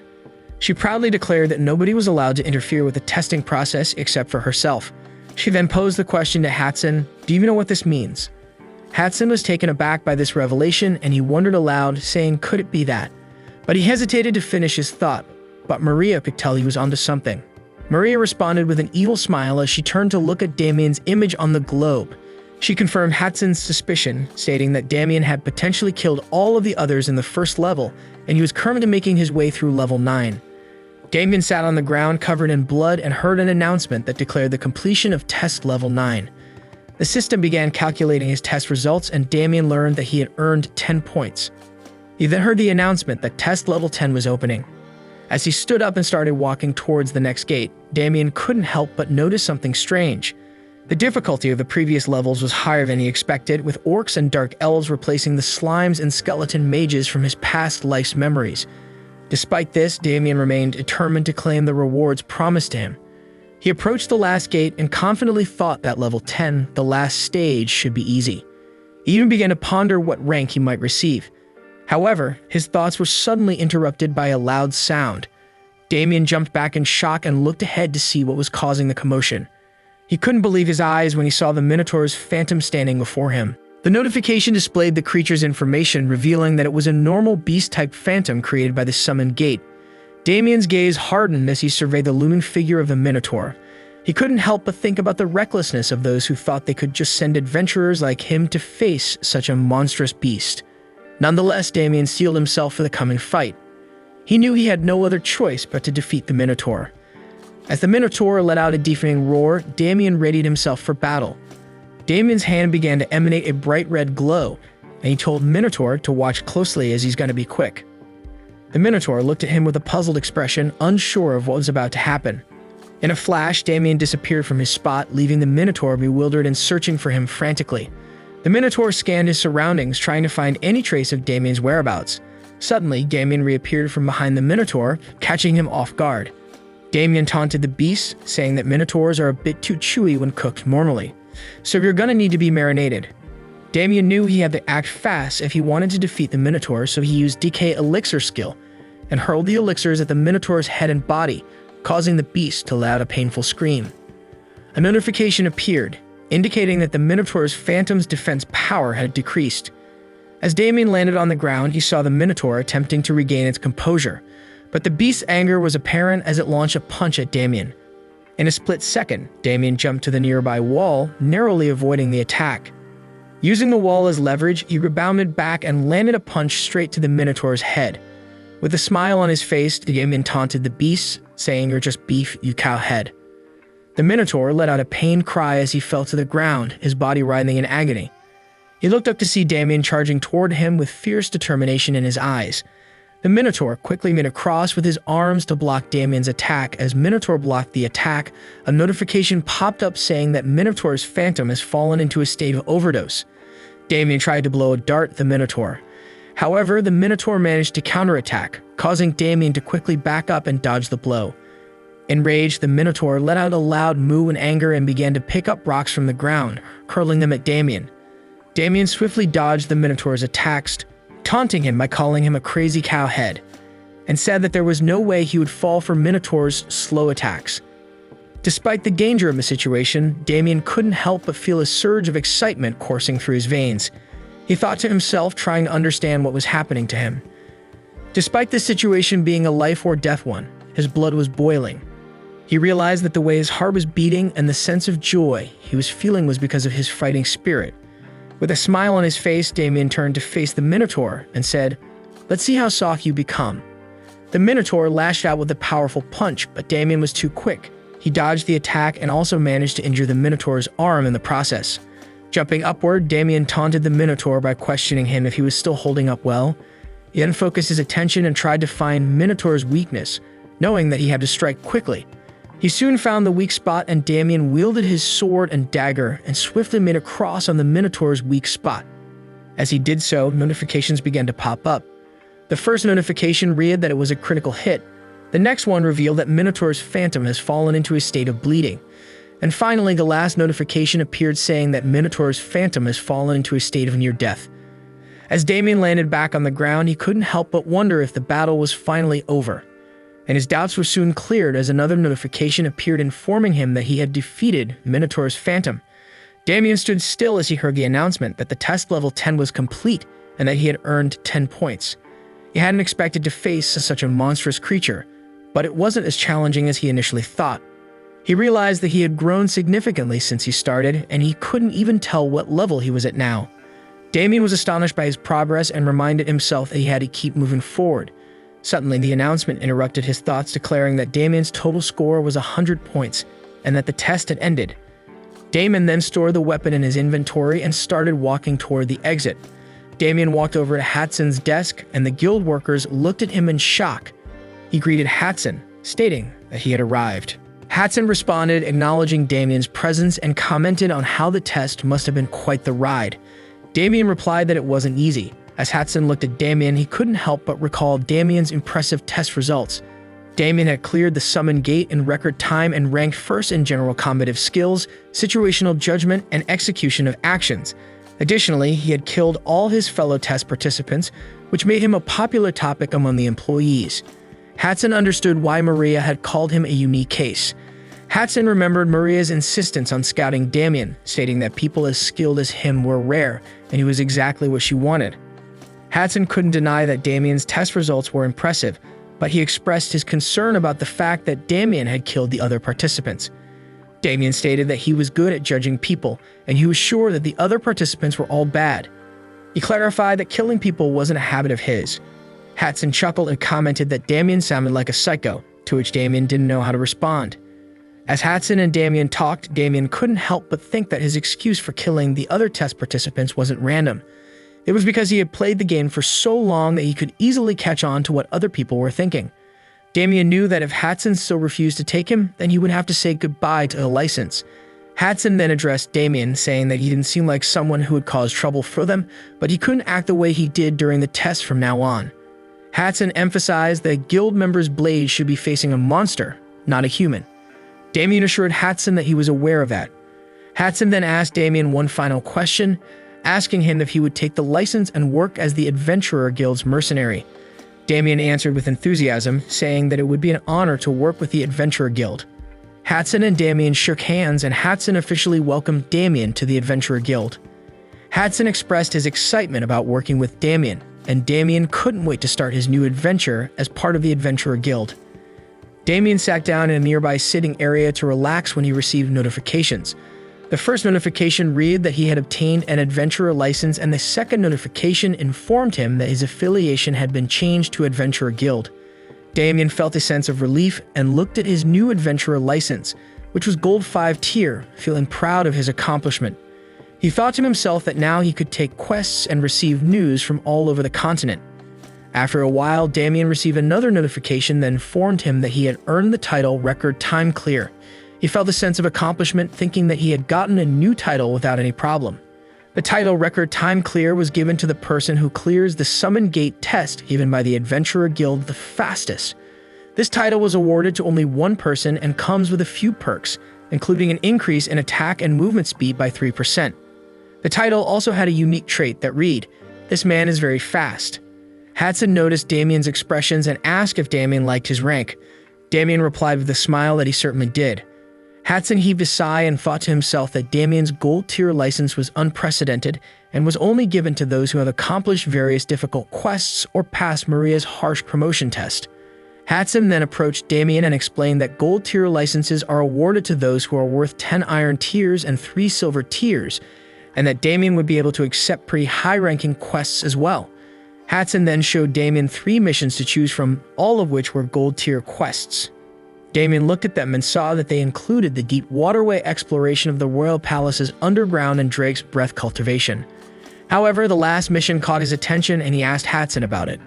Hatson looked at the mission and informed Damien that it was about a village where the sheep had disappeared. The village was called Cornel and the government had sent the mission. Since the village was located in the middle of nowhere, the government did not want to send their precious knights for this task.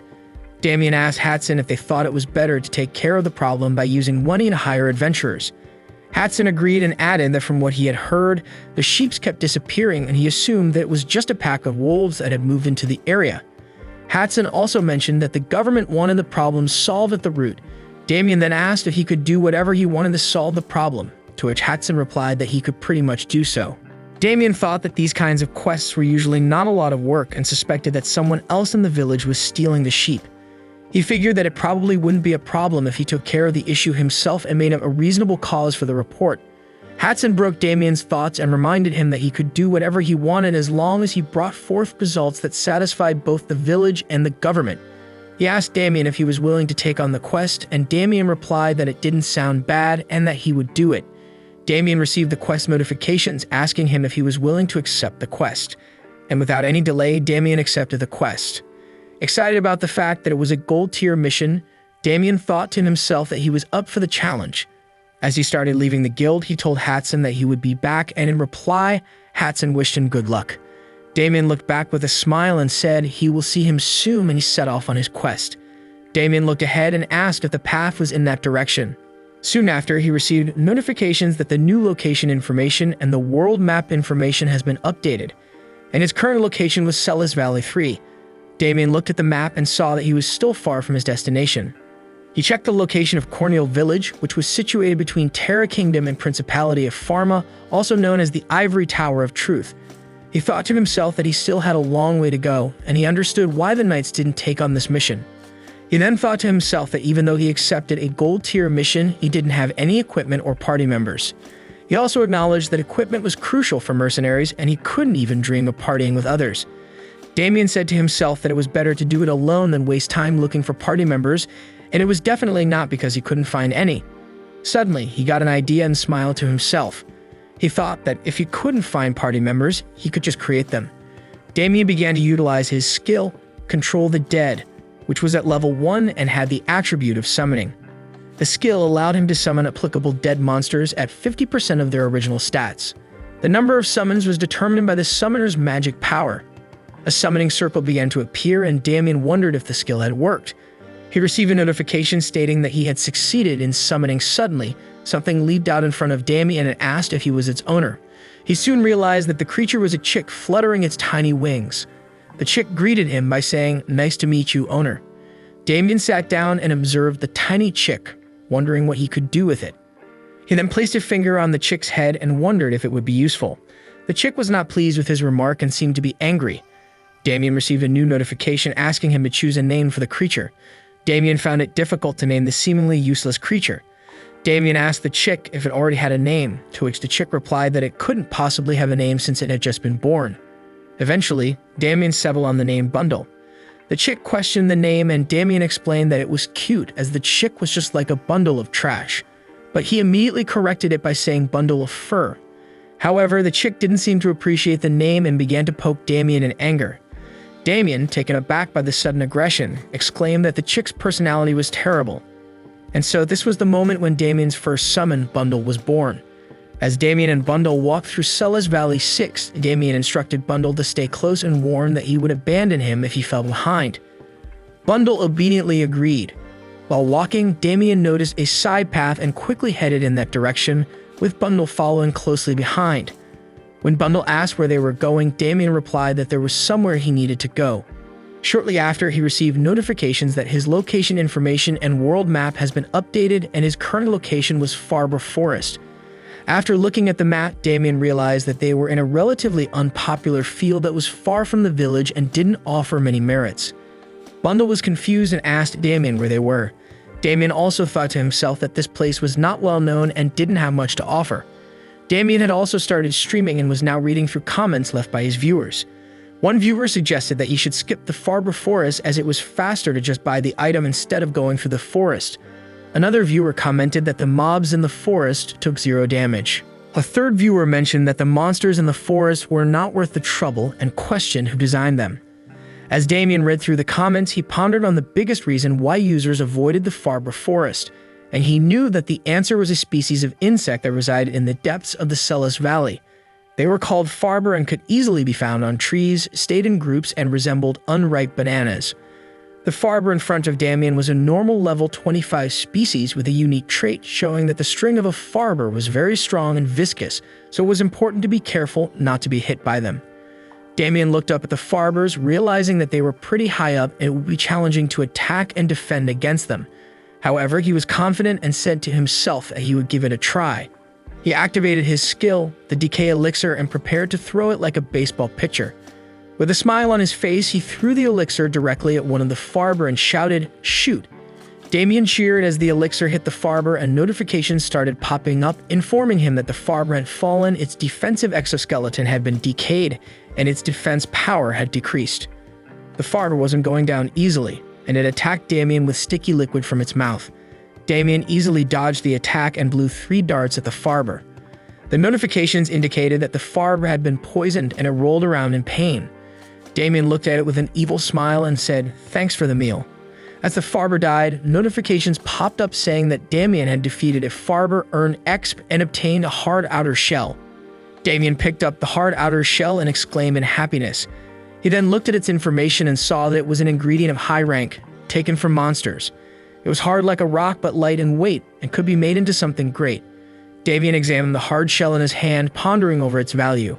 The demand for this item was incredibly high, surpassing its supply.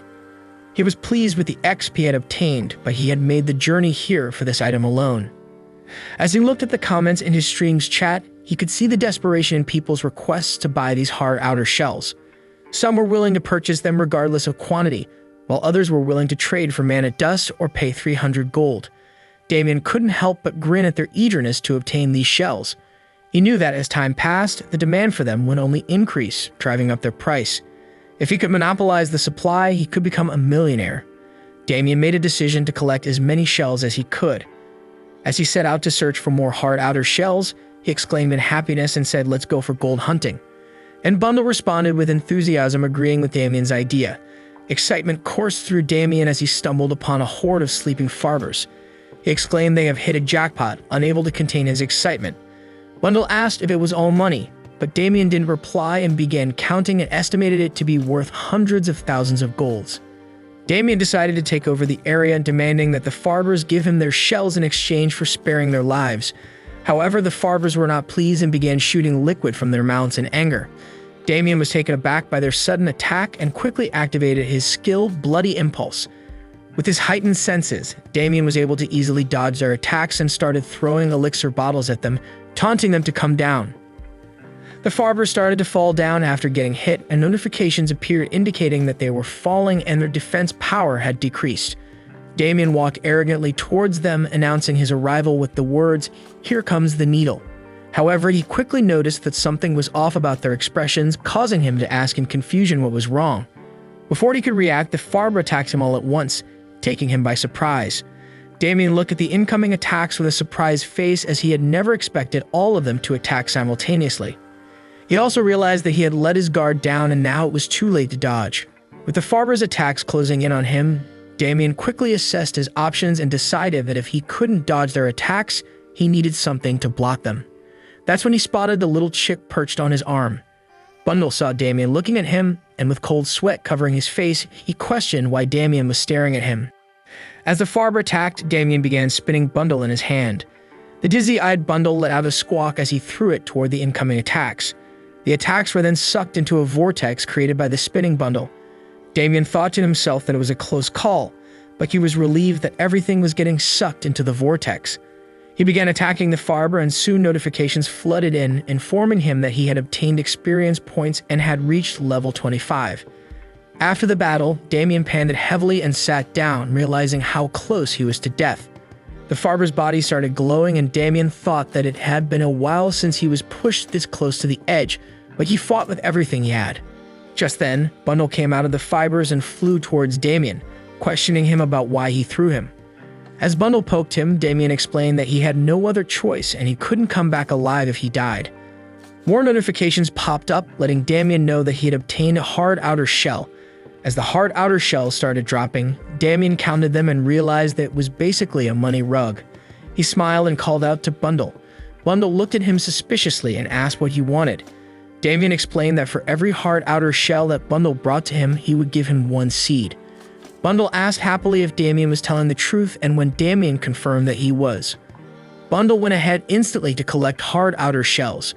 Damien thought to himself about how much faster Bundle was at collecting the shells than he ever could be. Another notification appeared, informing Damien that a farber could sometimes drop 2 hard outer shells and that he should keep that in mind. Damien looked at the hard outer shell in his hand and thought about how valuable they were and how it was definitely worth fighting for them even if it was dangerous. Currently, they cost more than 500 gold and were expected to double in value soon unless there was a big change in supply. Damien also realized that nothing had really changed much between the game he remembered and his current situation. He had cleared the summon gate using his memories from the game, which meant that he would have an easier life if he kept using his memories. Damien stood up and said that the farber's levels were about 25, which was the same as his level. He was relieved that he wouldn't be receiving any level penalties. Bundle arrived with a bunch of hard outer shells and asked Damien what he was talking about. Damien didn't give any reply, and as Bundle gave him hard outer shells, he thought to himself that he had originally planned to reach Cornell Village in 4 days, but now he wanted to change his plan. He decided that he would spend the next 2 days collecting as many hard outer shells as possible, and then hurry to the village in the remaining 2 days. Damien then prepared himself and said, "Let's sweep up some money," to which Bundle, sitting on his shoulders, responded with excitement and got ready for the adventure. On the edge of the forest, a mercenary heard blasts in the distance. He was immediately alerted by the sound and turned his attention towards the forest. Before he could investigate, his elder brother, Liang Chaoming, who was leading the Zhengxin Startup Team 1, smacked the back of his head and scolded him for spacing out. The mercenary tried to explain that he heard a noise, but Liang Chao dismissed it and reminded him that there was no one else in the forest beside them. The mercenary still seemed unsure, however, Liang Chao seemed uninterested and unimpressed. He firmly stated that they would die regardless and suggested that they continue on their journey. The mercenary hesitated, but eventually complied with Liang Chao's decision. Liang Chao reminded his team that they had a quota to meet for the day, and they needed to hurry. The team responded with enthusiasm, acknowledging his order. As they walked deeper into the forest, the mercenary asked Liang Chao if he was sure they could collect everything they needed for the day. Liang Chao, in a frustrated tone, told him that it didn't matter if they could or not, they had to do it somehow. He knew that hunting farbers in this hidden and dangerous forest was difficult, but the outer shells were a major profit item for Zhengxin Startup. He couldn't afford to come back empty-handed or risk being reprimanded. So he urged his team to move faster and fill their quota for the day. Liang Chao was visibly exhausted and frustrated. He wanted to get over with their task and log out. He led his team deeper into the forest in search of caterpillars, and in frustration, he asked his teammates where the caterpillars were. His teammate pointed ahead in shock, saying that all the caterpillars were dead. Liang Chao couldn't believe it and questioned his teammate's sanity. He turned his gaze forward, claiming that they must have gone blind since he couldn't see any reason why the farbers would be dead. However, when he noticed the lifeless farbers, he was shocked and angry. He wondered aloud who could have arrived before them and killed all the farbers. This was a major blow to Zhengxin Startup, as they had been monopolizing the supply by killing all users who came across their path. Liang Chao couldn't understand how someone had managed to get to their territory without them knowing. In a fit of rage, Liang Chao demanded his team member to find the person who had invaded their territory and killed the farbers. The teammate, visibly panicked, agreed and promised to find the culprit. Just then, Damien suddenly appeared there. Liang Chao stood nearby and looked at him in shock. Damien picked up a hard outer shell and exclaimed that it was right there. He then continued to pick up more hard outer shells while muttering to himself. Liang Chao grew angry as he realized that Damien might be the one who had killed all the farbers. He also noticed that Damien had only equipped himself with some cloth and a boar head. He wondered how an NPC-looking guy could have entered the area. Liang Chao shouted at Damien, calling him a boar bastard and asking him what he was doing. Damien turned back and looked at Liang Chao calmly and asked if he had a problem. Liang Chao's teammates became angry and started shouting at Damien, threatening to split him open if he didn't give them everything he had taken. Damien looked at them with a questioning expression on his face as he didn't understand their language. He couldn't even tell if they were from North Korea or China. Liang Chao asked Damien if he knew who he was. Damien casually responded with a question asking, "Who are you?" Liang Chao, angered by Damien's response, revealed that he was Liang Chao Ming. Damien repeated the name and suddenly remembered something, saying that Liang Chao was the evil factory leader who was killing other fellow users. He had read about him on the community forum before and didn't think he would come across them here. Liang Chao and his teammates smirked, and Liang Chao said that Damien had just found out, but it was too late, and he was now dead. Liang Chao and his teammates surrounded Damien, and Liang Chao walked towards him, asking if he understood his situation. Damien stood there, fearless, and scratched his ear, asking if they were paying rent here. Liang Chao, confused, asked what he meant, but Damien repeated his question again, asking if they were paying rent here. Liang Chao was shocked again by Damien's fearless questions. Damien looked at them with cold eyes and warned them to play nice before he started getting violent unless they all wanted to die. Liang Chao, unable to control his anger any longer, ordered his teammates to kill Damien. Though they hesitated, Liang Chao shouted at them, urging them to do it. They then launched arrows at Damien, but he dodged them easily. Damien then ran towards Liang Chao with his hand in front, catching him and bending his shoulder. He said that their actions were too obvious. Damien looked down at Liang Chao with an evil smile and stated that as confident as Liang Chao and his teammates were in gaining up on one person, he was just as confident in PvP. Seeing their leader in pain, Liang Chao's teammates were outraged and started shooting arrows at Damien, but Damien used Liang Chao as a shield to block the arrows. As Liang Chao got hit by the arrows, he shouted at his teammates, questioning why they were shooting him.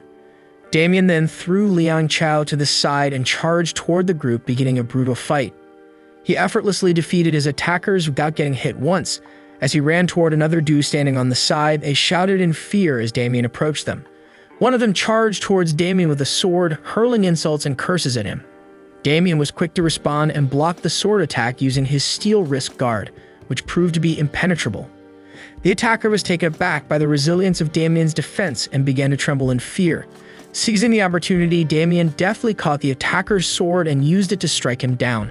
An archer who was lying behind Damien saw this and cursed him, saying that he would kill him. The archer started preparing to attack with an arrow. However, Damien was one step ahead and used the fallen attacker as a springboard to leap towards the archer.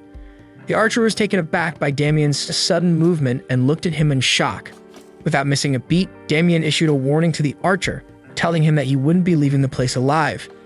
In Zhengzhen, at a startup farming factory, an employee burst open the door and shouted in a panicked voice. Minkin, who was smoking a cigarette, expressed annoyance at the sudden intrusion. He threw an ashtray at the employee and reminded him to knock before entering. He then asked what the problem was, but warned that if it wasn't urgent, he would kill the employee. The employee responded that there was a big problem, and Mingchen asked for more details. The employee explained that Team 1 of the Week had just been screwed over. Mingchen was shocked and asked the employee to repeat himself. The employee clarified that it was indeed Team 1 of the Week. Mingchen was furious and banged his fists on the table. He couldn't believe that Team 1 had been defeated, as there were so many people on that team. He wondered if it was the Japanese and whether they wanted to start a fight with them. The employee quickly clarified that it wasn't the Japanese who had attacked their team. Mingchen, still furious, caught the employee's collar and demanded to know who was responsible. The employee hesitated before reminding Mingchen of the guy who had put 3 million gold into the game bank. Mingchen remembered the incident and asked what it had to do with the current situation. The employee revealed that the guy was a Korean with the username Jinsung123 and that he was responsible for the attack. Before the employee could finish his words, Mingchen hit him in the face and accused him of lying. The employee, scared and trembling, insisted that it was true. Mingchen asked if it was all the doing of one person, tossing in a nuclear-level item into the game bank and killing all their Team 1 member. The employee replied affirmatively, and Mingchen demanded that he explain everything in detail without leaving out any information. In the midst of the Farber forest, Damien heard notifications popping up. He looked at the notifications and saw that he had gained a lot of experience points and had reached level 30. He smirked and acknowledged that it was expected, considering that he had killed around 50 players. Then he received notifications that he had obtained some rare items like a hard outer shell, basic steel, elven branch, and rubber tree sap. Damien was happy with the amount of loot he had acquired from just one fight. He knew that some of these items were stolen, but he couldn't help but feel exhilarated. Looking at his inventory, he saw that he had collected a lot of items in large amounts, including hard outer shells, basic steel, basic cloth, basic leather, and white herbs. He also had 36 sets of hunter's leather armor, 11 light short bows, and around 192,000 gold. He realized that he would have never earned this much on his own without looting. He could change it to cash and get millions of bucks, or if he waited for the currency exchange rate, he could get hundreds of millions.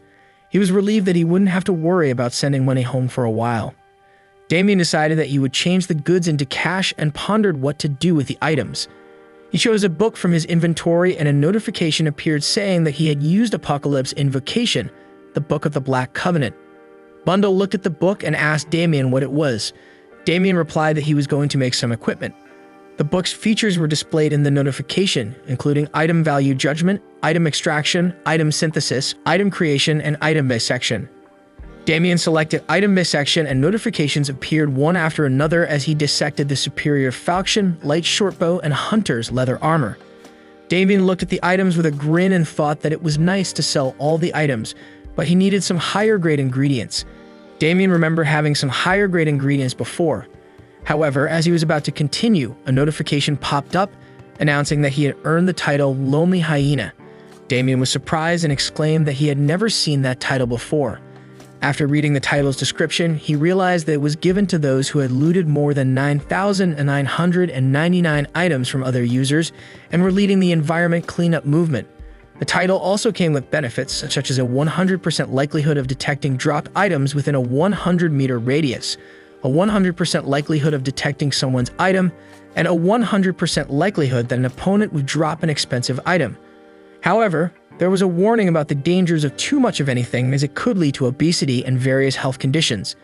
Damien was amazed by the condition to pick up more than 9,999 items to receive the title. He realized that before his regression, he only fought in large-scale wars with blood alliances or organizations, so he never really had the time to pick up dropped items as he didn't really need them. Despite feeling a little embarrassed about the title's condition and acknowledged that its effects were pretty good. But before he could continue, Bundle interjected and teased him about always picking up items from the ground. Damien retorted and told him to shut up. Suddenly, Damien had a realization. He thought aloud that with this title it would be more beneficial to kill other users instead of hunting monsters. Damien grinned evilly at the idea and surveyed his surroundings.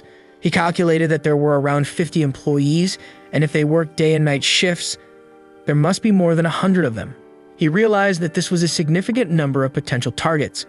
Moreover, if one farming factory could produce thousands of items per week, the money he could earn would be astronomical. Damien smirked at the thought.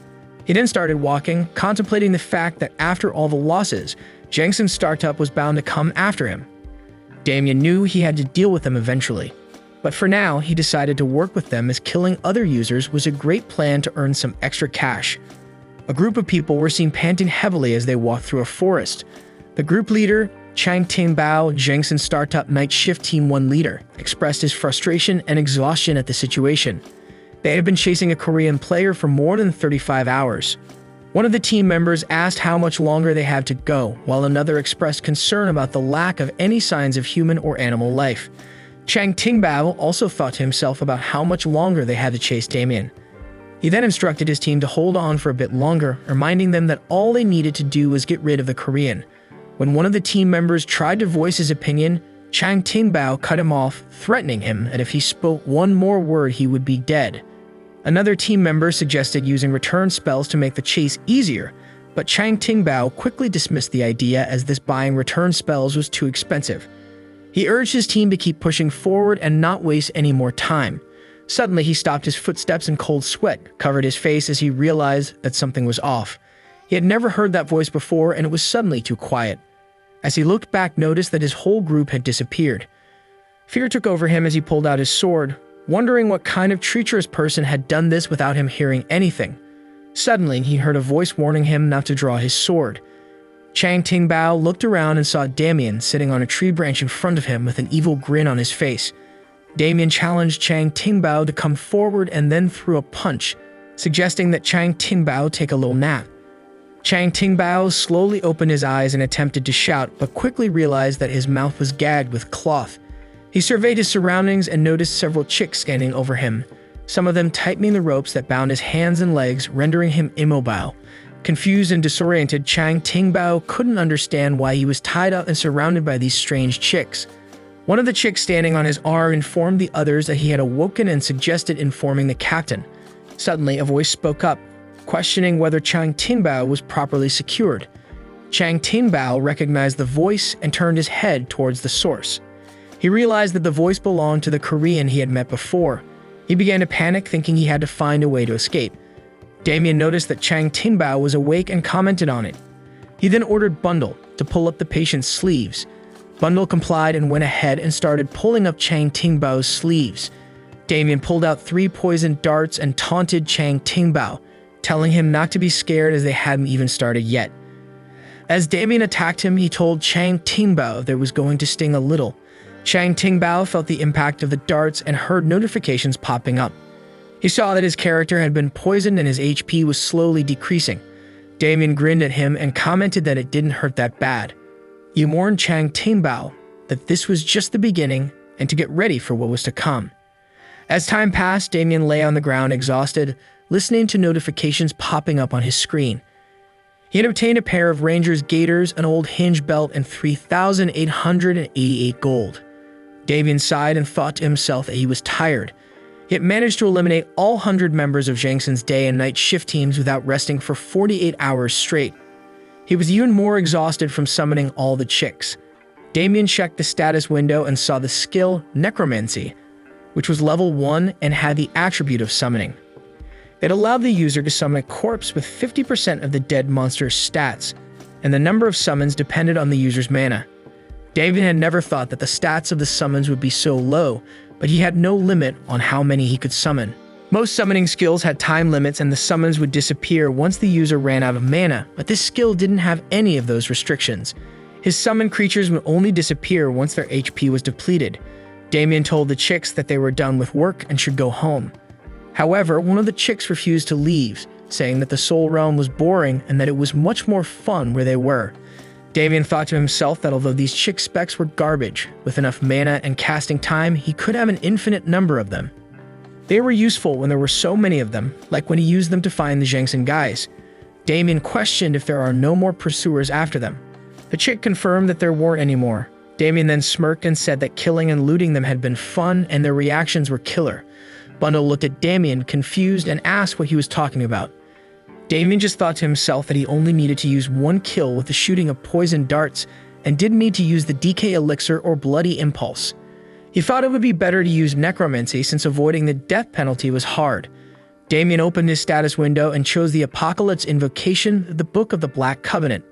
He thought to himself that the items created with this book were much more expensive, but they were also higher in stats and efficiency. As he flipped through the pages, he found the formula he was looking for. Damien then showed something in the book to Bundle and the chicks and asked if they wanted to try it out.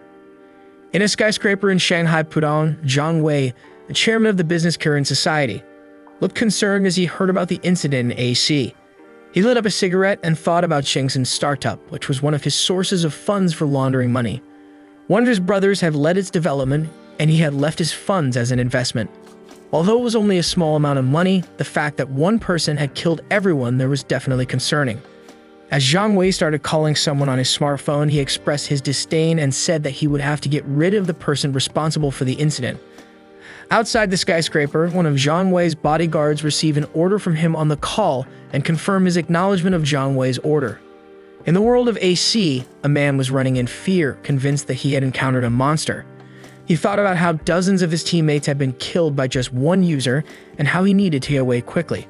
Suddenly, a spell attacked him from above, but he managed to dodge it by jumping forward.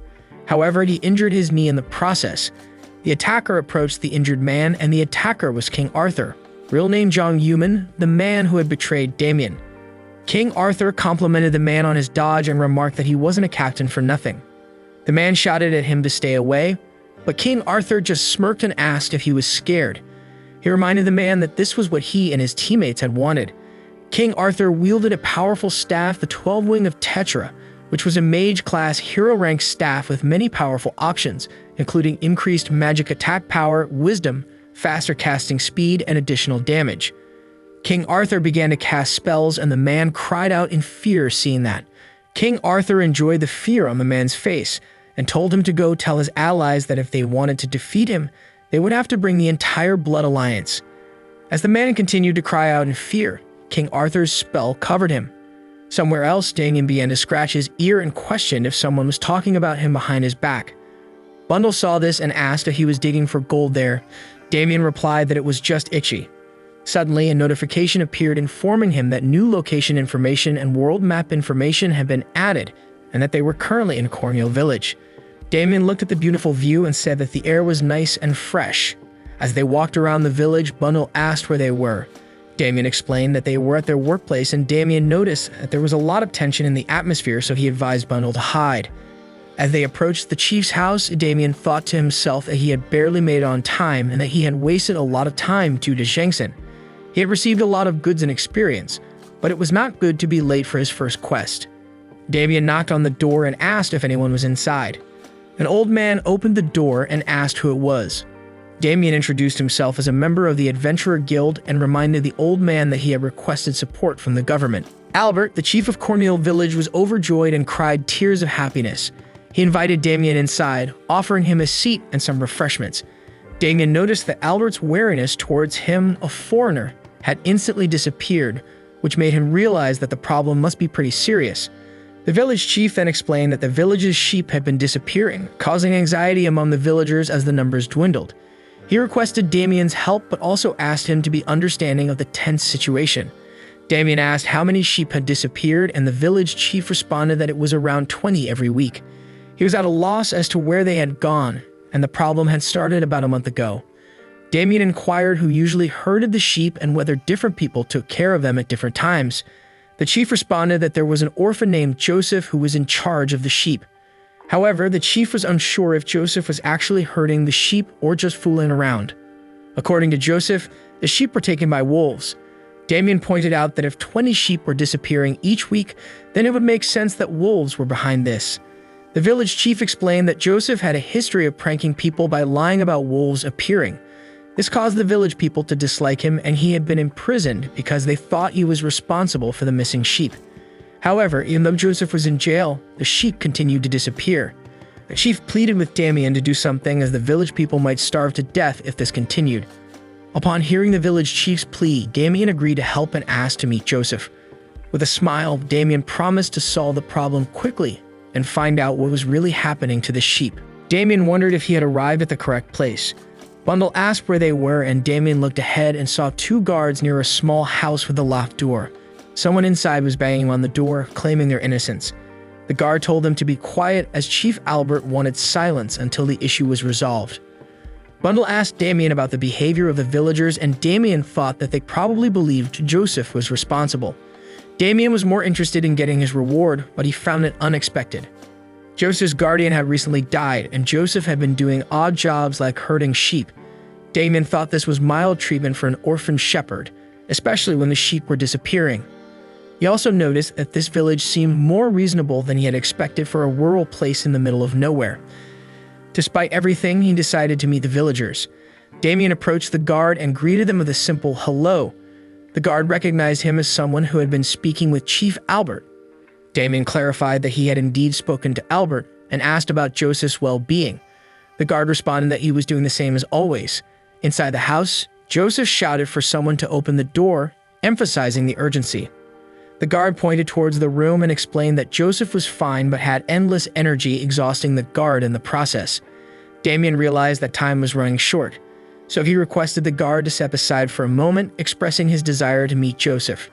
He then addressed Joseph, cautioning him to move away from the door. Damien swiftly threw a punch at the door, causing the guard to shout in worry, questioning his actions. The door blasted open, revealing a boy inside. Damien informed Joseph that he wanted to ask him a few questions and ask if he had the time. Joseph looked bewildered and asked who he was. Damien introduced himself as a mercenary from the Adventurer Guild. Bundle chimed in, introducing himself as Bundle. Damien reassured Joseph not to mind the talking chicken and the broken door, acknowledging the unusual circumstances. Joseph found himself frozen, wondering what was happening before him. Soon Joseph found himself sitting on a bed as Damien began questioning him. Damien heard about wolves hunting Joseph's sheep, and Joseph confirmed the truth of the matter. He explained that there was an enormous wolf, much larger than a human, which he had seen hunting a bear. As they conversed, the guard burst into the room, filled with anger.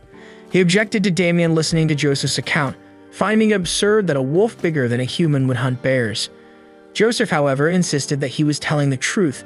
Damien pondered the situation, considering the possibility that such occurrences could exist. Mountainous areas like this often house various monsters and beasts.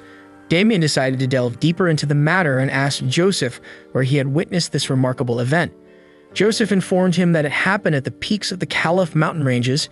He had seen a pack of these wolves there, and if Damien followed the peak and headed north, he would reach a wide plain. The location was situated at the end of the forest, making it relatively easy to find. Taking all this information into account, Damien nodded in acknowledgement. At that moment, notifications appeared presenting a quest titled Caliph Peak's Wolves and prompting Damien to accept it. Damien, after accepting the quest, sprinted towards Caliph Peak, his mind filled with thoughts about the benefits of having excellent items and money. Bundle agreed, affirming Damien's sentiment. As Damien ran, he reminisced about the impressive set of witch doctor items he had obtained through the Apocalypse Invocation, the Book of the Black Covenant. The Flame Lizard bracelet boosted his defense and wisdom. It also granted him some resistance to fire attacks. The bracelet's special ability, Flame Banquet, created flames for 30 seconds, continuously damaging enemies at the cost of durability. Nijuela's leather pants increased Damien's defense and his health pool. They also enhanced his wisdom and provided some magic resistance. By consuming durability, the pants activated Dark Green Blessing, which increased casting speed, mana regeneration, and stamina recovery by 100% for 1 minute. The Golden Rabbit sandals boosted Damien's defense and increased his agility. They also granted an increase in moving speed. By consuming durability, the sandals triggered Golden Flash of Light, which exponentially increased the speed of Damien's first step. Damien recognized the rarity and value of such exceptional equipment, emphasizing that they couldn't be simply purchased with money. It had required a significant investment of hundreds of thousands of golds, as well as rare ingredients not readily available on the market. Damien realized the importance of having superior equipment, especially since the area he was heading towards was inhabited by monsters with levels exceeding 30. Damien came to a stop, a smile spreading across his face as he gazed ahead. A notification appeared, indicating that new location information had been added, revealing their current location as the peak of the Caliph mountain ranges. Taking in the surroundings, Damien noted that it resembled a place where a wolf den would be. The area was filled with boulders, creating numerous blind spots. Bundle marveled at the vastness of the location. Damien, however, couldn't help but notice that there were cliffs several meters tall, and the gap in front of him seemed too small for a wolf larger than a human to pass through. Nevertheless, he acknowledged that Joseph had claimed to have seen them with his own eyes. Without hesitation, Damien commanded, "Come out." A notification appeared introducing a witch doctor skill called necromancy. As Damien activated this skill, multiple summoning circles materialized in front of him. A group of adventurers was climbing the same peak as Damien. The party leader, Siu Hai-yun, urged her team to prepare, assuring them that they were close and would reach their destination soon. However, user God from afar questioned if there was anyone already present. Siu Hai-yun replied that she hadn't come across any information about someone successfully raiding this location, indicating that the quest had not been cleared yet. God from afar expressed his determination to take on the challenge, while user selling Heal raised concerns about defeating the powerful Great Wolf King. God from afar reassured him, confident in his own experience and abilities, claiming that the monster wasn't intimidating and its patterns were predictable. He advised selling Heal to focus on healing their party. User Gel Punisher interjected, urging the group to continue without further delay, suggesting that there could be others already attempting the quest. This comment annoyed God from afar, leading to a brief exchange of words. Siu Hai-yun intervened, reminding them of the importance of their current objective. However, before Siu Hai-yun could finish speaking, a surprise crossed her face as they witnessed massive explosions ahead. They realized that someone was already engaged in a fight. It was Damien, surrounded by his summoned chicks, battling the wolves. Damien observed the number of wolves and couldn't help but smile, remarking that there were quite a few of them. He seemed content with the situation, not complaining about the challenge that lay before him. As the wolves continued to appear from the small cracks, Damien was taken aback by their numbers. He pondered whether they lived between the boulders, comparing the bottom of the cliff to an ant's nest but filled with wolves instead. Noticing the increasing number of wolves below, Damien expressed his surprise. However, he quickly shifted his focus to the wolves before him, addressing them casually and remarking on their appearance. A notification displayed their information, identifying them as Caliph wolves. The notification described Caliph wolves as creatures that resided in the Caliph mountain peaks, typically found in packs of 20 to 30. They hunted in groups of 5 to 6, displaying high mobility and a tenacious nature once they latched onto their prey. As the wolves attacked Damien, he swiftly reacted by summoning a DK elixir in one hand and fire in the other. He threw the concoction at the wolves, taunting them and asserting that they were still just wolves. The attack hit its mark, causing one of the wolves to whimper. Shortly after, the notifications appeared, indicating that the Caliph wolf's defense had decreased and its HP was gradually decreasing as well. Damien expressed satisfaction with the outcome, acknowledging that his strategy had worked effectively. Damien assessed his current situation, confident in his abilities and equipment. He noted the synergy between the Flame Lizard Bracelet, the Flame Banquet skill, and the Decay Elixir, which effectively chipped away at the enemy's HP over time. With his level now at 34 and his equipment in good condition, Damien believed he could handle wolves on his own. Examining his equipment, Damien listed his current setup, including a +9 sashimi knife as his weapon, Bon Clay's poison-darted rooster as his shield, a wild boar helmet, Nijiwalu's leather pants as his bottoms, and golden rabbit sandals as his shoes. As Damien turned around and noticed the wolves still behind him, he expressed mild surprise and then issued a command to his soldiers, indicating that they should prepare to attack. Bundle, his loyal companion, confirmed his readiness, and numerous chicks surrounded the wolves under Damien's orders. With the chicks armed with dart blowers and ready for combat, Damien smirked and commented on the effectiveness of his strategy. He then mentioned Bon Clay's poison-darted rooster, a rare shield that he had obtained. This shield had the special ability to transform the chicks' default attacks into level 10 poison dart attacks, making it an ideal item for dealing with groups of enemies. Damien acknowledged that he could handle the situation on his own, but expressed a preference for letting his soldiers handle the task, as he was feeling a bit lazy. Bundle, in agreement, affirmed Damien's sentiment. As Damien unleashed his power and the chicks attacked the wolves with poison darts, the wolves started falling one by one. Notifications flooded in, informing him that the Caliph wolves had been poisoned and defeated.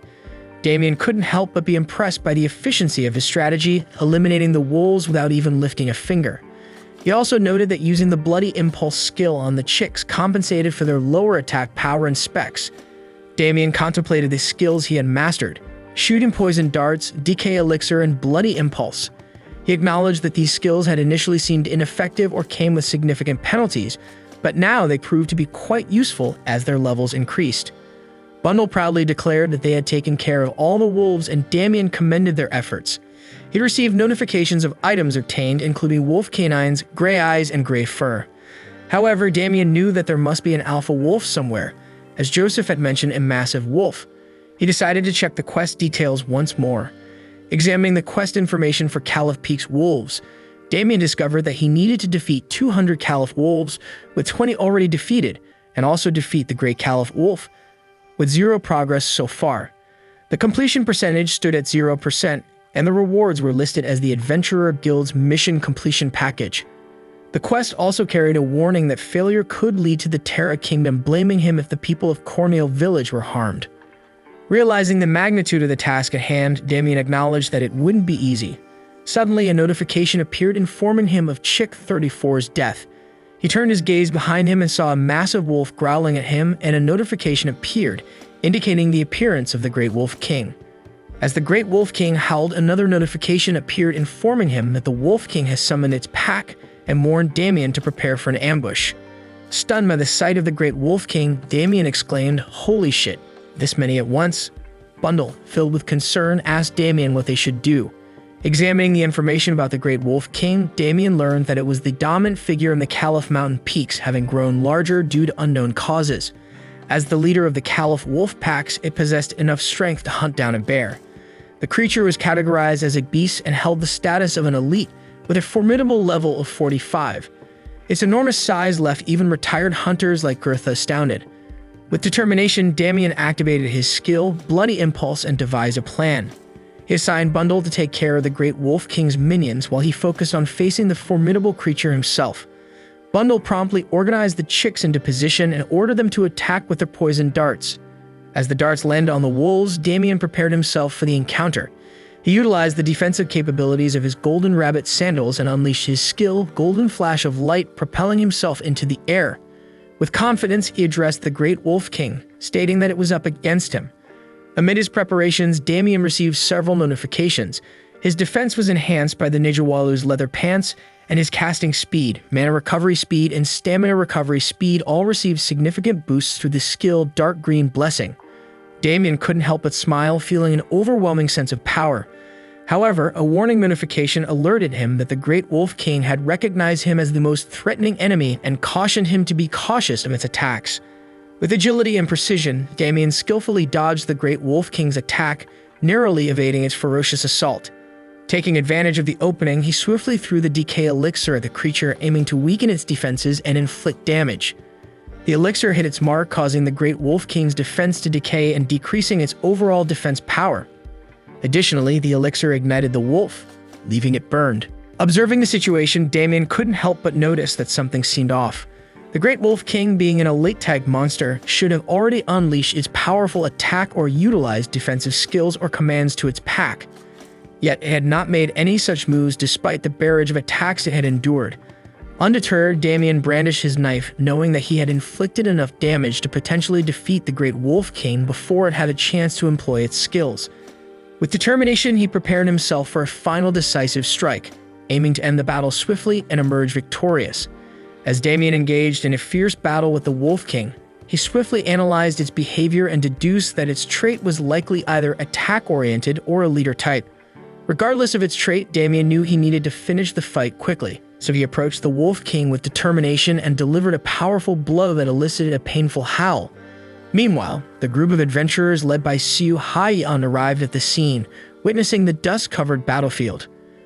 Confusion and speculation filled the air as they observed the ongoing battle. Yet Punisher wondered if the monsters were fighting each other, while Selling Heel pointed out movement in the fog. God from afar expressed frustration, questioning what was happening. Siu Haiyan suggested that it was unlikely to be another user, since they had left early in the morning after the quest had recently appeared. Selling Heel speculated that it might be monsters fighting over territory. Siu Haiyan quickly assessed the situation and called for everyone to prepare for battle, instructing the healer to raise their buffs. As the fog began to dissipate, Selling Heel exclaimed that something unexpected was happening. God from afar was shocked to realize that it was a single person fighting the Great Wolf King alone. In a panic, God from afar exclaimed that someone might steal the kill and immediately started running toward the battlefield. As the Wolf King's attacks narrowly missed Damien, he expressed his frustration, acknowledging that the creature seemed unkillable. After landing on the ground, Damien pondered the situation, recognizing the formidable nature of a field boss. He reflected on his previous actions, having weakened the Wolf King's defense and reduced its HP with the DK elixir, while utilizing the synergy of the Deep Green Blessing and Flame Banquet techniques. However, to his dismay, he noticed that the creature still possessed half of its HP. The Wolf King lunged at Damien once again, but with agility and quick reflexes, Damien managed to evade the attack. Assessing the situation, Damien acknowledged that dodging the Wolf King's assaults was becoming more challenging as the creature closed in on him. Realizing the need for a change in tactics, Damien decided to switch to a ranged weapon, acknowledging that fighting from a distance would be easier. Despite the relentless attacks from the Wolf King, Damien skillfully evaded every strike and attacked him with a dart blower. Observing the situation, Damien noted the advantage of fighting from a distance but remained cautious of the Wolf King's unknown trait. Damien taunted the beast, blowing darts at it while confidently questioning its abilities. Suddenly, the Wolf King let out a fierce howl, and to Damien's surprise, he found himself surrounded by a pack of wolves. Realizing his dire predicament, Damien understood that the Wolf King's elite trait was the ability to summon its pack. As the wolves sank their teeth into him, Damien cried out in pain while notifications flooded his vision. He received notifications of an abnormal status, being inflicted with bleeding and muscle rupture. Warnings about his falling HP levels urged him to be cautious. Fearing for his life, Damien's thoughts raced, realizing that he was on the verge of death. As Damien fought fiercely, he suddenly tore apart the wolves that were attacking him, emerging from the skirmish with a ghastly appearance resembling a zombie. Notification flooded his vision, indicating the activation of a skill called Zombification with a limited remaining time. In a mixture of anger and pain, Damien directed his frustration towards the Wolf King, taunting it while vowing to tear its snout apart. Despite the excruciating pain he felt, Damien declared his determination to kill the Wolf King without hesitation. One of the wolves tried to attack him from behind, but Damien swiftly caught it by the neck, slamming it forcefully into the ground. He expressed his disdain for the creatures, berating them for their desire for death. As the whimpering wolf lay defeated, a notification appeared, indicating that the Caliph wolf had been inflicted with bleeding and poison. Damien's victory over the Caliph wolf was because of Plague Aura, a poisonous curse that affected opponents within a 3-meter range. The severity of the abnormalities depended on Damien's mana amount and the opponent's level. With grim determination, Damien readied himself for the next phase of the battle and challenged the Wolf King. Recognizing the urgency of the situation, he warned the Wolf King that time was of the essence, demanding it to come at him or face his wrath. Meanwhile, God from afar, who was en route to Damien, couldn't help but feel frustrated with his teammates' doubts and reluctance. Recalling their conversations, he remembered them questioning whether they should give up, expressing their unwillingness to proceed. God from afar couldn't accept the idea of retreating without any gains. Upon reaching the scene, God from afar was taken aback as he witnessed Damien relentlessly smashing the Wolf King. He couldn't help but exclaim in disbelief at the sight before him. As Damien delivered the final blow, notifications flooded in, signaling his victory over the Great Wolf King. Experience points were gained and Damien's level increased to 36. Additionally, he obtained valuable items such as the Essence of Wilderness and the Great Canine. Sitting down to catch his breath, Damien muttered to himself, acknowledging that he had ultimately succeeded in killing the creature. Notifications continued to appear, indicating the acquisition of the wolf head leather and the token of heresy, as well as the completion of the quest Caliph Peak's Wolves. Damien was instructed to return to Chief Albert in the Caliph village to claim his rewards.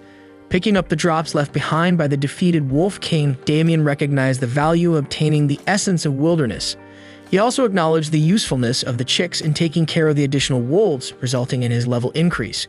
With the quest successfully completed, Damien decided it was time to leave. However, just as Damien was about to depart, he noticed something amiss and instinctively blocked an arrow with his arm. Damien examined the arrow lodged in his arm and quickly deduced that it was a catapult arrow aimed directly at his head. Realizing that the attack had come from nearby, he acknowledged the presence of a strong user who had gone unnoticed. With a calm yet assertive tone, Damien called out for the mysterious assailant, issuing a warning while still offering a chance for a peaceful encounter. God from afar emerged from the shadows, impressed by Damien's quick reflexes. He cautioned Damien against making any sudden moves, threatening him with the consequence of death. Unfazed by the warning, Damien calmly pulled out the arrow from his arm, displaying an unsettling smile. He directed his question towards God from afar, demanding to know his identity. Damien observed God from afar's weapon, recognizing its similarity to the one used by the Jingson startup guys. Based on the crossbow and the 2 semi-automatic catapults, Damien concluded that God from afar belonged to the Ranger class, known for their mobility rather than sheer destructive power. Feeling somewhat confident in his assessment, Damien believed that this encounter might not be as challenging as he initially thought. However, God from afar swiftly fired another arrow, grazing Damien's face and leaving a cut. Annoyed, God from afar reminded Damien of his previous warning, insisting that he follow his instructions. Damien wiped the blood from his face, realizing that God from afar was faster than he had anticipated. Judging from his speed and superior equipment, Damien estimated that God from afar was likely at least level 30, surpassing the Jingson guys in both skill and gear. With a smile on his face, God from afar seemed pleased with Damien's realization. Meanwhile, Damien received notifications indicating that his zombification was being undone. And as his skill ended, he realized that God from afar had intentionally waited for the skill to expire. He understood that he was facing a formidable opponent. God from afar acknowledged Damien's accomplishment in killing the Great Wolf King as a close-range fighter, expressing his impressed surprise. Damien cut to the chase and asked God from afar what he wanted. In response, God from afar expressed his frustration, claiming that Damien had wasted his time and effort. He demanded that Damien hand over everything he obtained from the Great Wolf King, including all his equipment. Unfazed by the demand, Damien simply responded with a no. God from afar was taken aback by the defiance. Damien firmly stood his ground, refusing to comply with God from afar's demand. He questioned whether God from afar thought he was crazy, considering the effort he had put into killing the Great Wolf King. He wasn't foolish enough to give up his hard-earned rewards.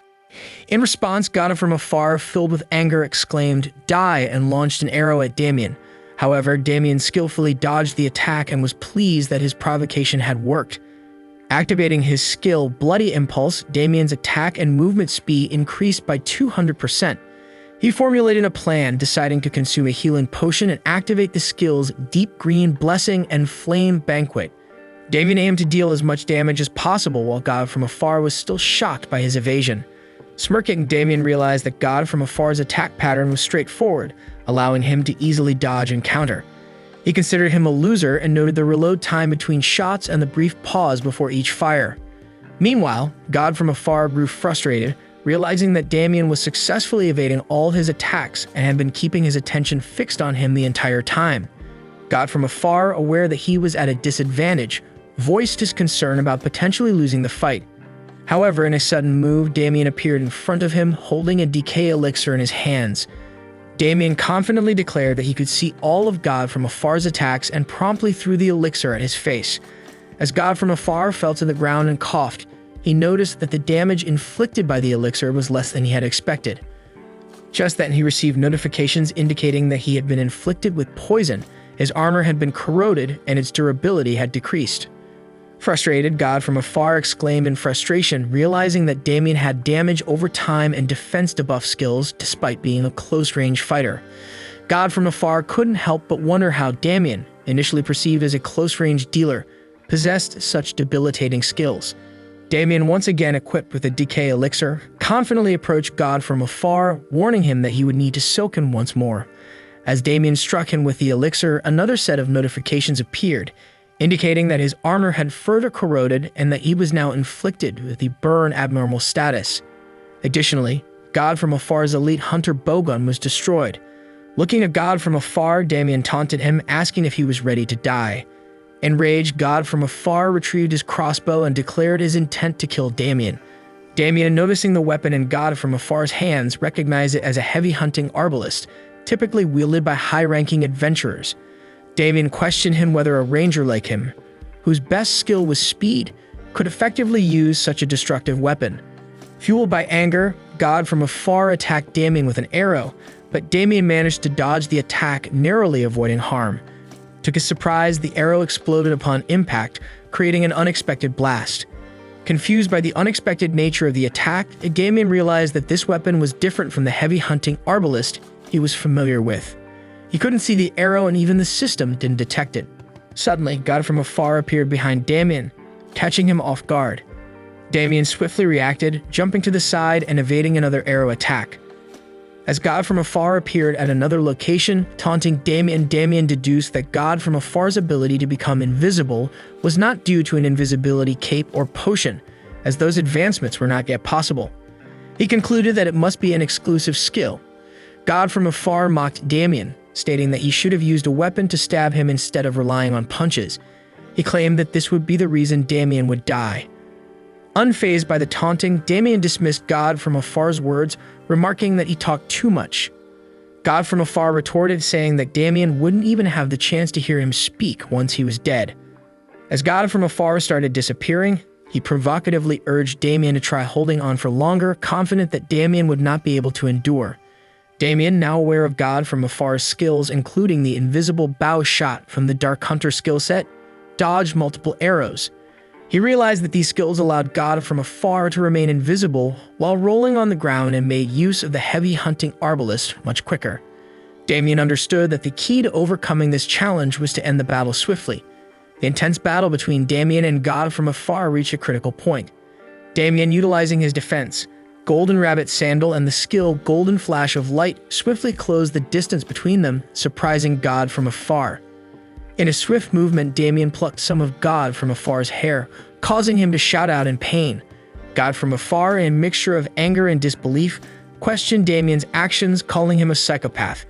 Damien maintained a serious tone and offered him one final chance to apologize.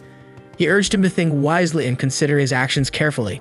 However, God from afar responded angrily, questioning Damien's sanity and expressing his refusal to apologize. But before he could finish his sentence, he experienced a sharp pain and realized something was wrong with his heart.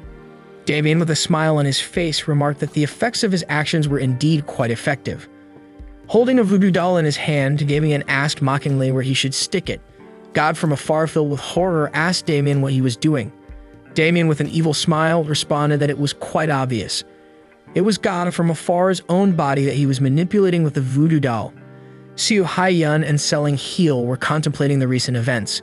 God from afar had been firing a series of arrows, but now it seemed quiet. Suddenly, a piercing scream startled them, and a notification appeared, displaying God from afar's diminishing HP. Observing the situation, Seo Hae-yeon voiced her concern about God from afar's rapidly decreasing HP. The group realized that something was amiss and feared for his life. Gel Punisher expressed frustration, questioning what was happening. Selling Heel added that if things continued at this rate, God from afar would meet his demise. Seo Hae-yeon made up her mind to investigate the situation firsthand, disregarding Gel Punisher's advice to think things through. She refused to stand by and watch God from far die without taking action. Gel Punisher contemplated the situation, wondering if Seo Hae-yeon was thinking clearly. He acknowledged that God from afar was a strong player, unlikely to be easily defeated by another user. The rapid decline in his HP indicated the presence of a formidable adversary. Soon they received a notification stating that hostility was detected from a user. The notification further stated that the user's propensity was immeasurable, indicating a dangerous opponent. They were surprised by the revelation that Damien's propensity couldn't be quantified. Gel Punisher, still concerned about Seo Hae-yeon's impulsive decision, reminded her of their opponent's impressive accomplishments of single-handedly defeating the Great Wolf King and cautioned her about underestimating his capabilities. However, Seo Hae-yeon paid no heed to his words and instructed the group to prepare for battle. She requested buffs from Selling Heel, who readily agreed. God from afar screamed in agony, bewildered by the pain coursing through his body. Damien taunted him, questioning if he was curious about the source of his suffering. God from afar, filled with anger, glared at Damien and muttered curses. Damien, sporting a malevolent smile, revealed his sinister plot. He explained how he had used God from afar's hair to create a doll, which he claimed represented God from afar himself. He asserted that the pain inflicted on the doll was mirrored in his own body. God from afar, still in disbelief, dismissed the idea as utter nonsense.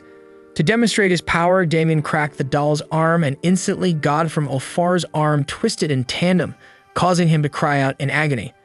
Damien relished in his control over God from afar's body, taunting him further. He pointed at the doll's crotch area, insinuating another potential act of harm, leaving God from afar horrified. Overwhelmed with fear, God from afar desperately pleaded with Damien, grasping his legs and begged for mercy, offering anything in return. He apologized profusely and begged for a chance to redeem himself, but Damien heartlessly flicked his finger at the doll, indicating the end. Damien observed God from afar, who had collapsed while clutching his injured crotch, expressing disappointment that he had passed out so quickly. He sat down beside him, lightly touching him, and questioned if he was truly dead, reminding him that his HP hadn't reached 0. Suddenly, a voice commanded him to stop, causing Damien to turn around. Seo Hae-yeon and her team had arrived at the scene. Seo Hae-yeon urgently ordered Damien to move away from God from afar. Selling Heel expressed concern for God from afar and asked if he was alright. Seo Hae-yeon assessed the situation, observing God from afar's state, and concluded that he was still alive, albeit barely conscious. Damien assessed Seo Hae-yeon and her party members, recognizing them as intermediate-level players likely connected to God from afar in some way. He pondered why God from afar had been so confident, realizing it was because he had a party supporting him. Curious about their affiliation, Damien asked if they were party members of God from afar. In response, Seo Hae-yeon glanced at Damien and a notification appeared, indicating that Damien's propensity couldn't be measured. She swiftly ordered her team to prepare for battle. Damien received further notifications, revealing that Seo Hae-yeon considered him an enemy and warning him about penalties in case of death. Frustrated, Damien questioned the meaning behind these developments, realizing that the opposing party might have discovered his own propensity, putting him in a disadvantageous position. More unfortunate notifications followed, informing Damien that the effects of his skilled dark green blessing were vanishing and his stamina and mana recovery had paused. He realized he had depleted many resources during the previous fight and needed time to let his skills cool down. Attempting to initiate a conversation, Damien suggested they talk first. However, Seo Hae-yeon forcefully silenced him, labeling him a murderer and accusing him of killing numerous users. Damien realized that the situation was not going as smoothly as he had hoped. Damien interjected, asserting that it was actually their party member who was in the wrong. He claimed that God from afar had demanded he drop all the items obtained from the Great Wolf King, along with his own equipment. Damien believed his actions were justified in response to God from afar's demands and suggested that they should take responsibility for their party members' actions. He insinuated that they might have ordered the attack against him. Indignant, Seo Hae-yeon denied the accusations, vehemently stating that they were not the kind of people who would engage in such behavior. Suddenly, everyone's attention was captured by God from afar, who had regained consciousness. He pointed his hand at Damien, leaving Seo Hae-yeon to question his intentions. Damien recognized the arrow in God from afar's hand and realized it was a baby arrow, causing panic to spread across his face. Damien realized that he wouldn't be able to evade this attack and might need to sacrifice his arm. However, before God from afar could execute his attack, foam started foaming from his mouth and a notification appeared, stating that God from afar had logged out. Damien received a notification indicating that he had committed PK. Damien, while holding the doll with pierced head, expressed his unintended actions, claiming he hadn't meant for it to happen. Seo Hae-yeon responded with suspicion, accusing Damien of causing God from afar's death using spells. She believed that he had intended to kill him from the beginning. Selling Heel expressed his disapproval, stating that he shouldn't even be considered human. Damien looked at them in disbelief and tried to explain that it wasn't his intention, but Seo Hae-yeon silenced him, dismissing his words. She ran towards Damien, declaring that there was no need for further discussion and that he could make his excuses in hell. Damien contemplated his options, realizing he had no choice but to face them. He regained his HP and the cooldown on his skills had ended. He activated Blood Impulse, Flame Banquet, and Dark Green Blessing, preparing himself for the confrontation. Damien confronted Seo Hae-yeon and warned her that they had started the conflict, reminding her not to beg for mercy later. He attacked her with his knife, but the healer cast a buff called Axolethio on Seo Hae-yeon's sword. She successfully blocked Damien's heavy attack, leaving him in disbelief that such a thin blade could withstand his strike. Seo Hae-yeon smiled and taunted Damien, expressing disappointment in his abilities. She questioned whether he had been going around killing other users with his supposedly inadequate skill. As Seo Hae-yeon continued to order the healer to keep buffing her, the healer cast various buffs such as Restore, Divine Aura, and Lux Gloria. Damien observed the situation and realized that there was no chance of winning unless he eliminated the healer first. Before Damien could further strategize, Seo Hae-yeon swiftly attacked him. Damien managed to block her attack with his knife, but he was taken aback by the advanced swordsmanship displayed by Seo Hae-yeon. Damien noticed that the paladin was collecting all the buffs as well and realized that it would be extremely difficult to defeat them if they were heavily buffed. With limited options available, Damien swiftly took out an elixir and threw it on the ground, causing a thick fog to envelop the area. Seo Hae-yeon looked around in surprise as the fog surrounded them, making the voices of her teammates calling out to her become faint and unclear. Just as she turned around, Damien appeared behind her with a sinister grin and informed her that she was now trapped within the fog. This is the end of I Return as an SSS-Class Witch Doctor Part 1. Thank you. Keep watching the content from this channel. Remember to like and subscribe to keep you updated with our latest content. See you in the next part.